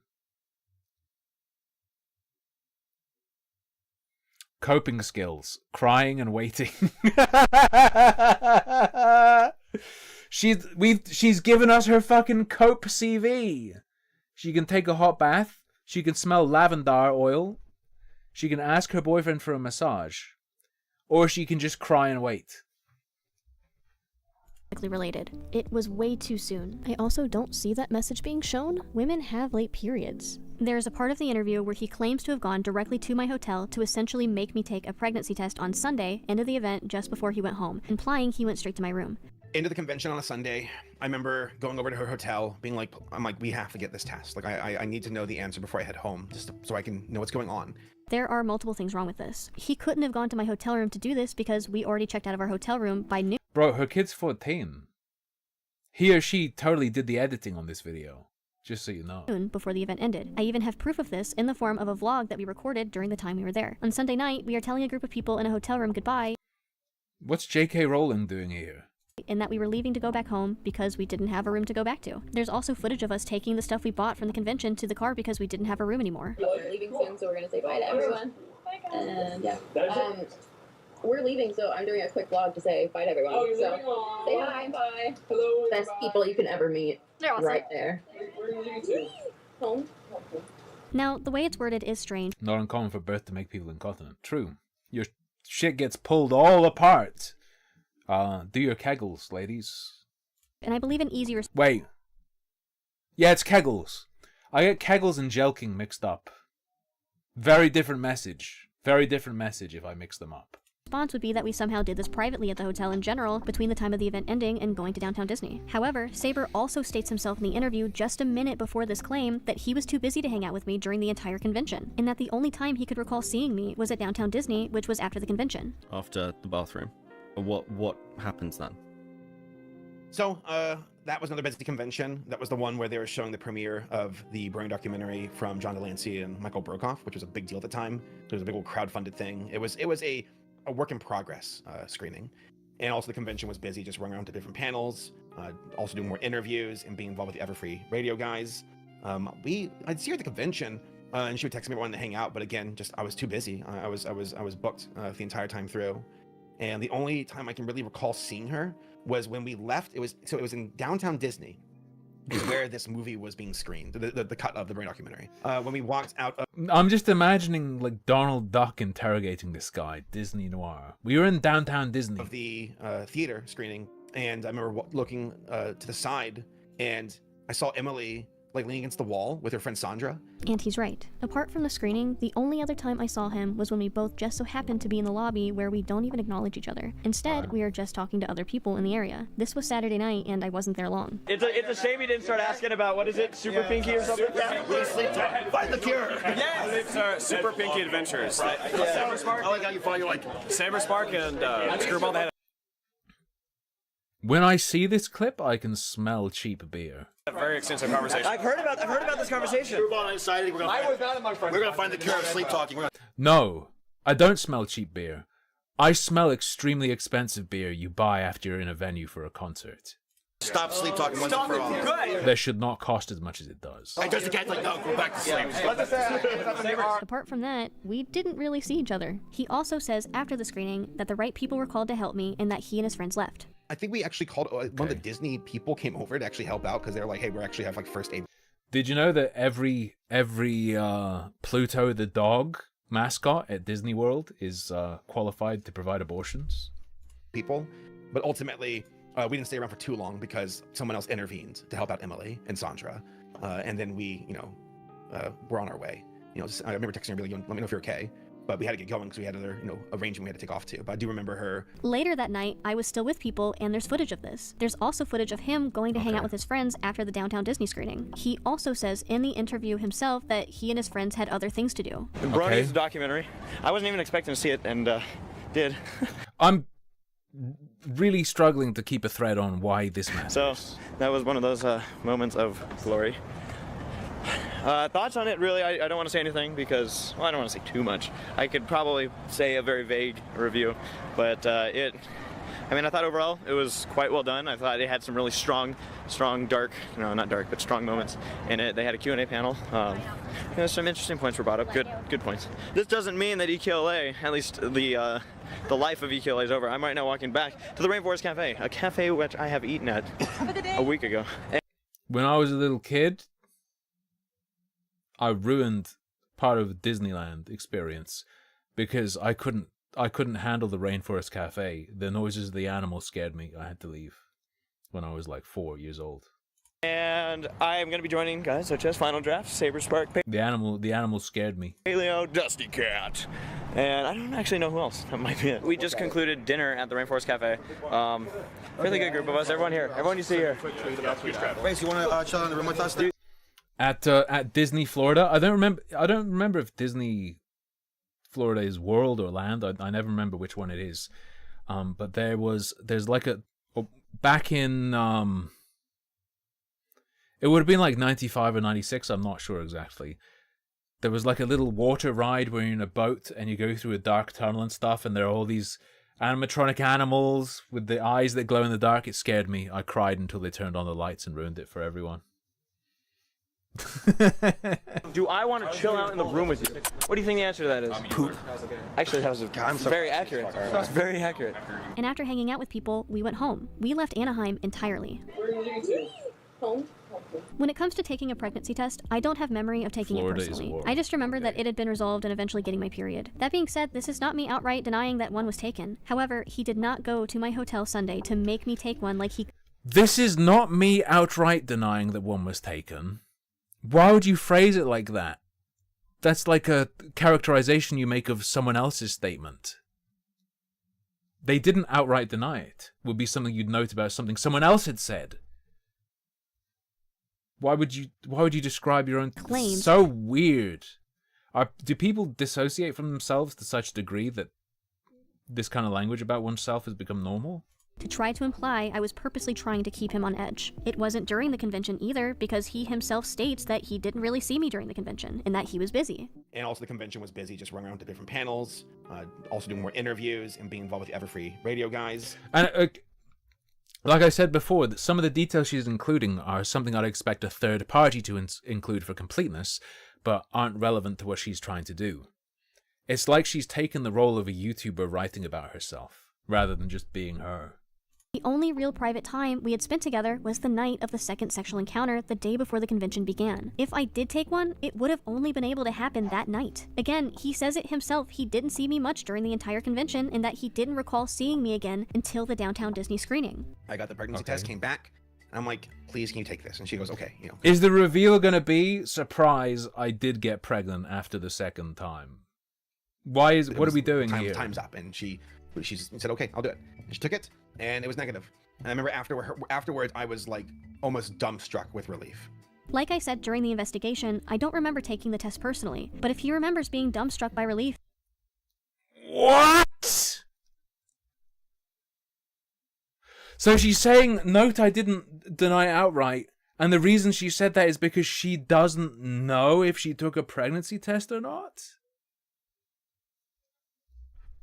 Then maybe I did take one and I just don't remember that. That means the test would have had to be taken that night. We would have already known that night that the test was negative, which directly contradicts his claim that I initiated the second encounter to calm his nerves because he was anxious about the possibility of a pregnancy. Yeah, we went into the bathroom and she, did that for me because she wanted to take the edge off for me.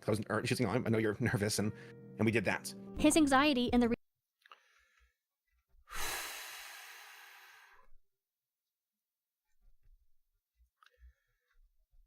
as difficult as this is to follow, she may be onto something, but even if she's right, I'm not sure it matters. His memory is she did that to take the edge off. Hang on.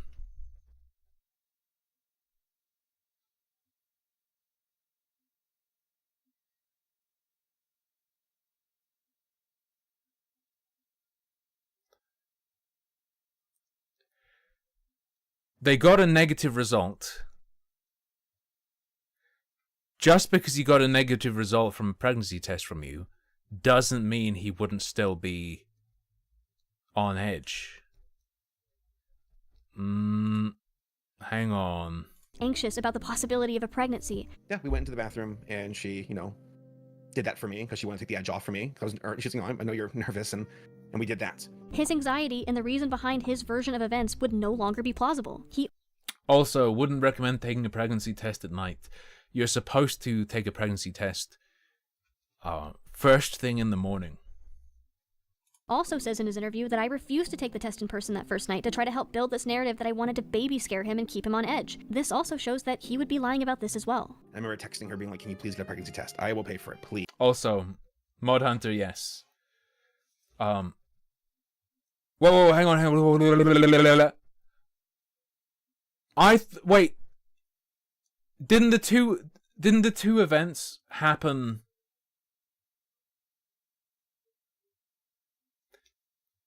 The sex was at a previous event, wasn't it? And then the blowjob is another one. Am I losing it? I think I may have just totally lost the thread. And she would say no. So there would have been time for her to be pregnant and would catch it. Yes or no? Or was this 2 days in a row? She was just too scared. I've lost track, whatever. And she would rather wait until Equestria LA a month later to meet up with me and we can talk about it then. The main thing was just the anxiety of waiting because for some reason she didn't want to take a pregnancy test even though I asked her. But again, it's her decision. I can't force that.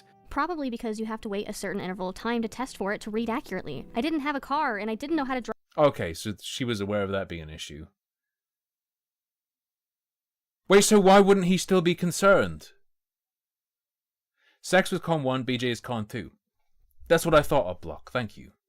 So if I wanted to get... And then the pregnancy would be from the sex. Yes. Certainly.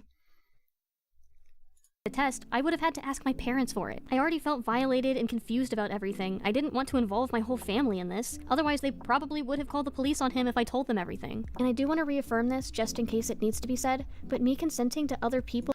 I'm just going into this because someone in chat was like, it doesn't work if you do it like a day later. It's like, it wasn't a day later, the test at the second convention, because it was at the second convention, yes. Anyway, I've dated whatever. Has absolutely nothing to do with whether or not a person can be put in a non-consenting situation. I found myself very shocked when people suggested being a teen mother or sleeping with certain people had any weight on whether or not this is something that could have happened to me. This can happen to absolutely anyone. But controversies alone... I think it's more likely to happen to trailer trash, though, I'm just saying. Do not mean that the allegation couldn't have happened. However, it would be irresponsible of me to not mention that many of the controversies, true or not, are sex scandals. This caused some issue because Emily's history is somewhat complicated and contains multiple other controversies involving sex scandals. The ones most of you will be aware of will be her relationship with former Sonic voice actor Ryan Drummond, as well as Emily's appearance on Dr. Phil in an episode about her wanting to be a teenage mother. There are a couple of issues with finding out that it is Emily making these accusations. Teenage mother. Voice actor Ryan Drummond, as well as Emily's appearance on Dr. Phil in an episode about her wanting to be a teenage mother. There are a couple of issues with finding out that it is Emily making these accusations. What? What the fuck? I just saw the accusations and like some of the guy's response and stuff. I did not tell my roommates. I didn't realize the caliber of person we were dealing with. That me and Emily had plans to hook up at our hotel room.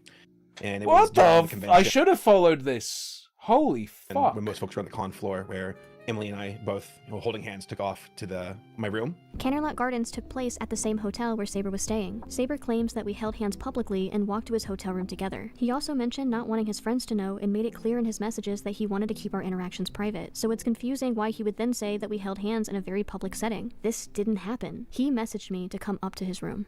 After the bathroom. What happens then? So that was another Betsy convention. That was the one where they were showing the premiere of the Burning documentary from John Delancey and Michael Brokoff, which was a big deal at the time. And the only time I can really recall seeing her was when we left. It was in downtown Disney. When we walked out of the theater screening, we were all very, being very critical, very opinionated. And I remember looking to the side, and I saw Emily like leaning against the wall with her friend Sandra, and it's almost like Emily was waiting for me to come out. Because then she saw me, and then she looked forward, and she started to pass out. I don't know if she was pretending or not. She started to pass out, so I whipped my dick out. She started to pass out, and being like, "Oh my gosh, Sandra's like, oh my gosh, she needs help." And I'm a lifeguard, so I know some first aid, and I walked up over to her along with Palin and Jeffrey, Racy Race Best, and we're just saying, "Let's get you some water. You okay?" And Saber, what the fuck were you doing putting your dick in that? What is wrong? You're insane. Sandra's like, I need you all. This guy's an insane retard, by the way, just to be clear. I'm bashing her a lot, but stay here with her. She can't be alone. And ultimately, I can't recall. I think we actually called one of the Disney people came over to actually help out because they were like, hey, we actually have like first aid people. But ultimately, we didn't stay around for too long because someone else intervened to help out Emily and Sandra. And then we, we're on our way. I think if you want to walk away from this still unsure about where you stand, that is okay. But Saber using a moment to try to paint my intentions in a public interview to describe a horrible panic attack that ruined my ability to even watch the screening at all, as if I went out of my way to pretend I fainted specifically to target him for sympathy, is a terrible thing to do. I genuinely suffer panic attacks and struggle with hyperventilating during these attacks. I missed out on the entire experience because of it. All of that for sympathy? Did I just sit out there? I missed out on BronyCon just to get the attention of the man I've said I practically idolized? Playing the part to everyone around me for however long the screening was because his sympathy was that worth ruining my plans for the evening? I didn't even know he was there until I saw him afterwards. He even points out how my attack got worse after I saw him. That alone should say enough about how I felt during that time. He even mentioned that my attack got 10 times worse when I realized he noticed me. Like, wait, it's almost like she looked fine, is my recollection, when I walked out the door. And then when she saw me, she started like acting like she had a heat stroke or something. And again, I don't want to say acting, I don't know, but it was, I remember her looking and then seeing me and then falling to the ground. Like, not falling to the ground, but leaning against the wall and sliding down until her bottom hit the ground. One of the voice actors from the show walked past me and came to check on me because I was against the wall, extremely upset because I couldn't be in the theater with everyone else. I feel moments like this make it extremely hard for me to not want to defend my experiences by feeling I need to prove my mental health issues. I need everyone on the internet to know how fucked up my brain is. I need you to know exactly how crazy I am and believe everything I say. But if I do that... This is the dark souls of defending yourself. Then I'm using my health as a shield. It isn't an easy thing to navigate through. I shouldn't even have to prove that I actually have these health issues, but the topic of it only grew, and I felt I needed to prove my experiences even more the more people online tried pushing the idea of me faking my illnesses. One person even sent the police to my... I have very severe hypochondria. Personal home, using my health topics to weaponize them against me because she believes I am faking them. I had to move apartments because it happened multiple times. Who's Sarah? I don't know, Sarah. She's the one who called us. I'm assuming she's a friend of yours, or I don't know. something Lizzie, on social media. Silvis. No. Okay. So what happened? This person said that you were mentioned. Decade-long tirade of spreading misinformation and intense amounts of harassment. Who the fuck? Lizzie Silvis? You were posting some stuff on social media saying you're sad or depressed, or you haven't left your house for a couple of days and all that stuff, and you look skinny and you don't want to eat. Again, I'm not sure where it's coming from. I see. So they were concerned. That's why they called I us. understand. So I do have an eating disorder, Okay. and I just talk kind of openly about it. And recently, I've been just asking for help about it. Like I've been like fundraising money to like help me with my medical bills. Okay.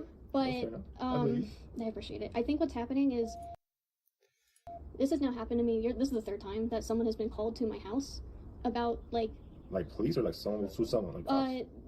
There were 2 times it was cops. There was one time it was a bunch of firefighters showed up.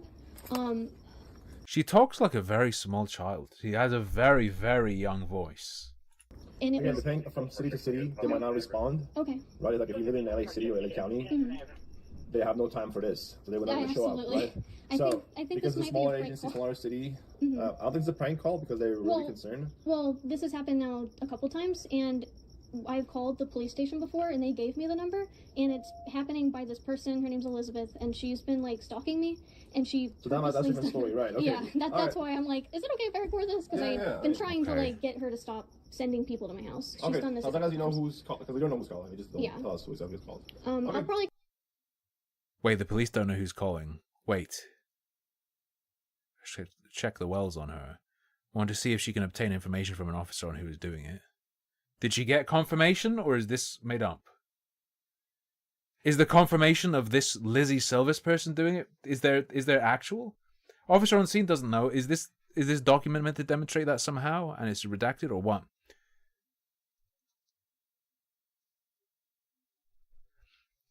If you're posting like fucking weird anorexia shit on the internet, there is a chance you just have multiple people calling wellness checks.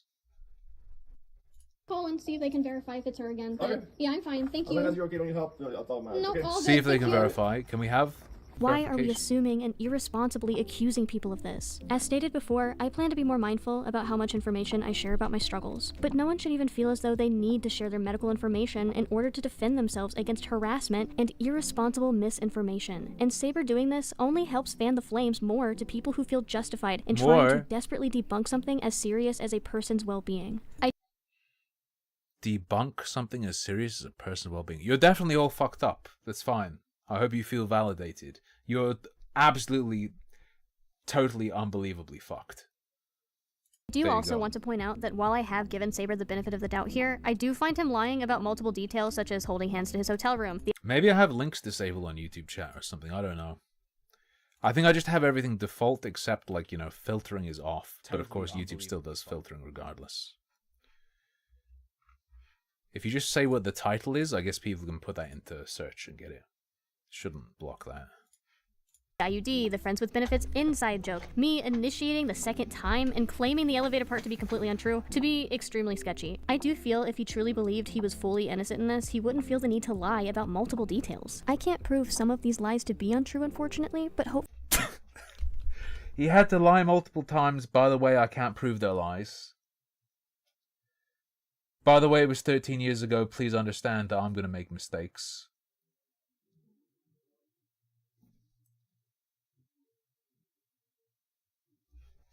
What the hopefully fuck? shining a light on at least a few of them helps see a clearer picture. I am a real victim of sexual abuse. While I may not have concrete evidence for this particular incident, I do have evidence for others. I would never undermine my own experiences or those of What the fuck? This is a new strat. Look how many times I've been raped. Do you think I wasn't raped this time? That's a new one. I don't think I've ever seen this strat before. particular incident. I do have 9 times out of 10 when I talk to a man, I get sexually abused. What are the odds that he diddled me?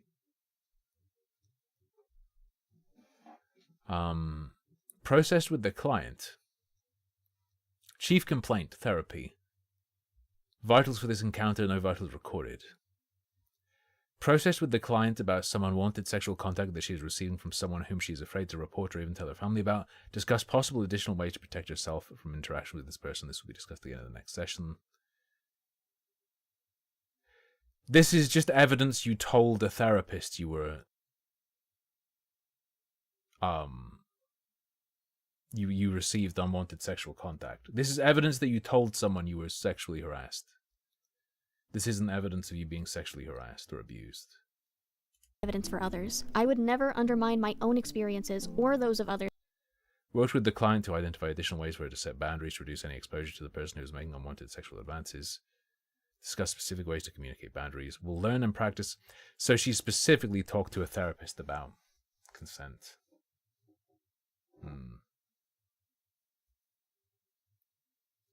The client will continue to set boundaries anytime she has to be around the person who is making unwanted sexual advances towards her. Yeah, but there's...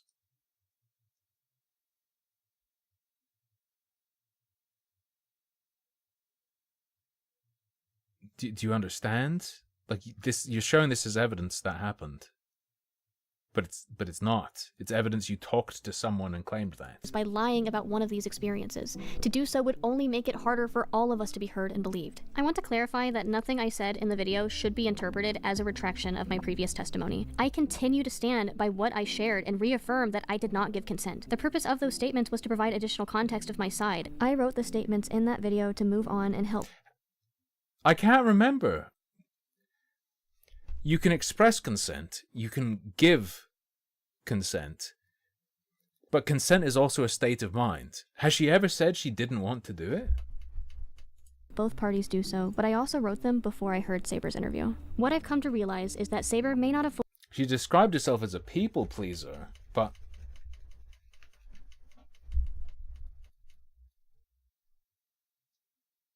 if two people have sex and they both want to do it, and they don't communicate,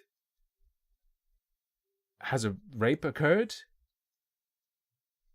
Fully understood the impact of his actions after seeing the messages of me clearly not wanting to rock the boat with him. Reminder, I didn't see these conversations until seeing them publicly released recently, and I was able to reflect on that aspect of the situation, and am only now giving the benefit of the doubt to his intentions. I also want to say that this video's intention was to help all parties move on from the situation. I want to do that more than ever. For the last 3 months, I have been harassed endlessly, cyberstalked, and dehumanized by almost every single person involved, and their friends. A literal gallery of... everyone and their friends have stalked you?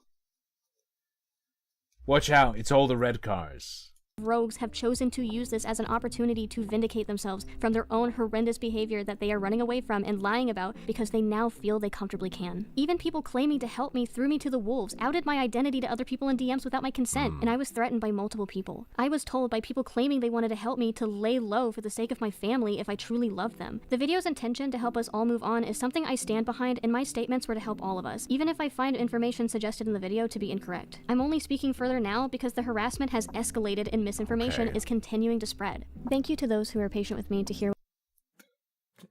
Anyone who is genuinely patient with you, I have bad news. What I had to say. Ultimately, this is my life and my personal memories, and I have needed time to work through how difficult this entire thing has been. And to those who tried endlessly harassing me into responding immediately about such a difficult situation. I like the lo-fi beats to study to looping for the entire fucking hour, by the way. Very soothing. No one should have to stay online and force themselves to take harassment and respond on a personal level. Me making the choice to take care of myself and disconnecting is not an implication of guilt. Talking about these things have not been easy. I encourage people not to turn to YouTubers as a source when revealing or uncovering stories like mine. Do not Okay, I'll forget I watched your video. give your personal experiences to content creators in general. This is the first time that I'm actually fully speaking about this with my full chest. If you don't have control of the story, then somebody else will. While many creators mean well and want to discuss serious topics, it's important to remember that they're not trained professionals. They're everyday people making content. This isn't criticism of any specific channel. Listen to me instead, the most mind-melted person on planet Earth. Dr. Phil trailer trash with a baby at 18 who was going to see a fucking My Little Pony YouTuber. That has covered my situation. I truly believe most are acting with good intentions. That said, I hope my experience can serve as a learning tool for others who feel they've gone through something similar. Awareness and education. This video is a learning tool! So is handling these topics with care, accuracy, and sensitivity they deserve for all involved parties. She wants to educate us, guys. Least of all, the nuance required to navigate them. Your experience should never be utilized as entertainment for views or money. At the same time, I want to take accountability for my part in this. By sharing personal details with others, especially anonymously, I unintentionally open the door to speculation and misinterpretation. Moving forward, I plan to be more mindful of the boundaries I set online and with other people I meet online, and especially as related to my personal life. I understand now more than ever the importance of protecting that and my right to a private life. This has been a painful and confusing experience for me, and I know it's complicated. I stand by my feelings and Oh, baby. I stand by my feelings. That's a fucking...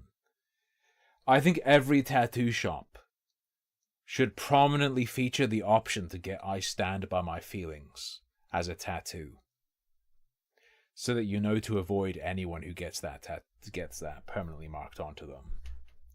my experiences of what I went through. But I also want to acknowledge that Saberspark may not have fully understood the impact of his actions at the time. I don't think it would be easy to know given my unwillingness to communicate my discomfort and trying to maintain a sense of normality. My unwillingness to communicate my discomfort. I want to open a space for honest conversation about enthusiastic consent and respect, even though I never wished. Saberspark, I'm 30 now, you have to talk to me. Saberspark, I'm in my 30s now, you have to talk to me again. I'm open to have a discussion. To come forward, I hope talking about everything now can help provide clarity and understanding. Before I end this video, I want to say that I'm also aware that some people are taking advantage of the situation, using this to spread misinformation or fault and accuse me of random and frivolous things. Let me be clear, I'm not giving attention to false or self-serving narratives. This isn't about you, and I'm not going to give life to Let me be clear, I only spread truth. anyone trying to take a situation I was put That's so good. I have a degree in truthology from Bible Tech.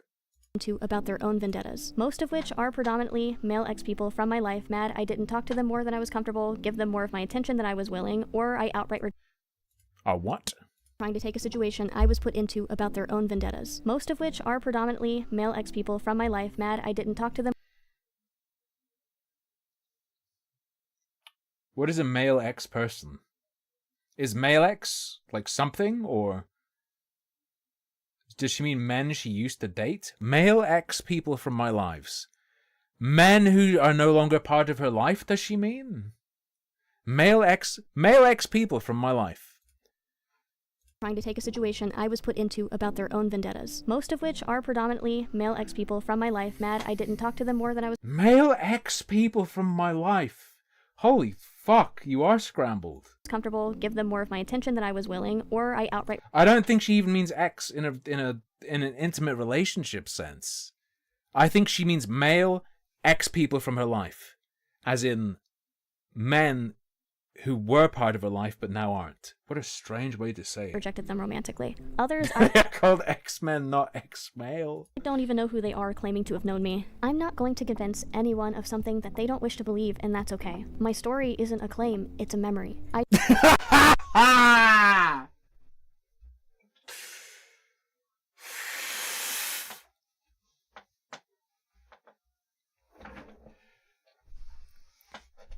My story isn't a claim, it's a memory. By the way, my memory is totally fucking blown out.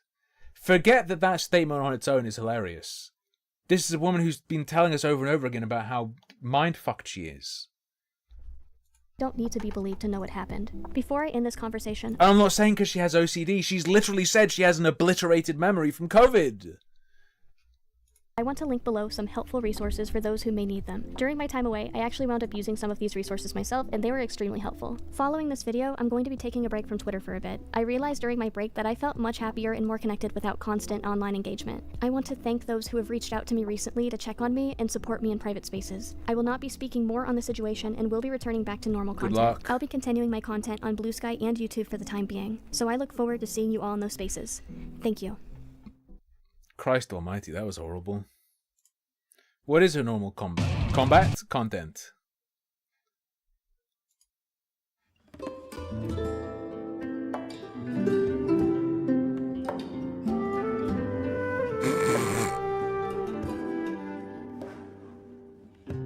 Anywhere you wanna go, anything you need to know, all the best in life, I wanna get it for you. Fucking hell. Sega invited me to try Top Golf. This video was brought to us by Sega and Sega. Topgolf invited me to experience the new Sonic the Hedgehog Wait, does she have exclusive game. thalidomide Sega flipper and hands? Topgolf No, okay. invited me to experience the new Sonic the Hedgehog exclusive game tie-in at Topgolf locations. Right now, you can find your nearest Topgolf location and play this super fun game with friends and family, where each round consists of Sonic, Tails, Knuckles, and Amy. Collect rings in order to save as many animals as possible by the end of the game. Does she fuck up her audio on purpose so that she sounds like a voiceover from Sonic Adventure on the Dreamcast?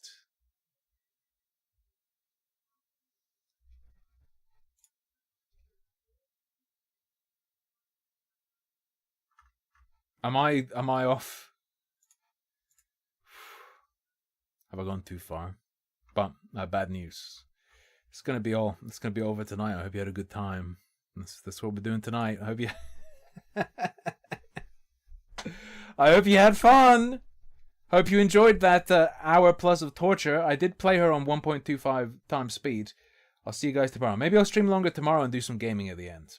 Maybe I'll do some gaming at the end tomorrow. Okay? We'll have some other more fun stuff. Maybe. That's a lie. I have no idea what I'll pick to do tomorrow. It's probably going to be just as bad. Till then, thanks for your viewership, companionship, incredible generosity. Till tomorrow, good night. Sleep tight. Don't let the Sonic Golf Club bite.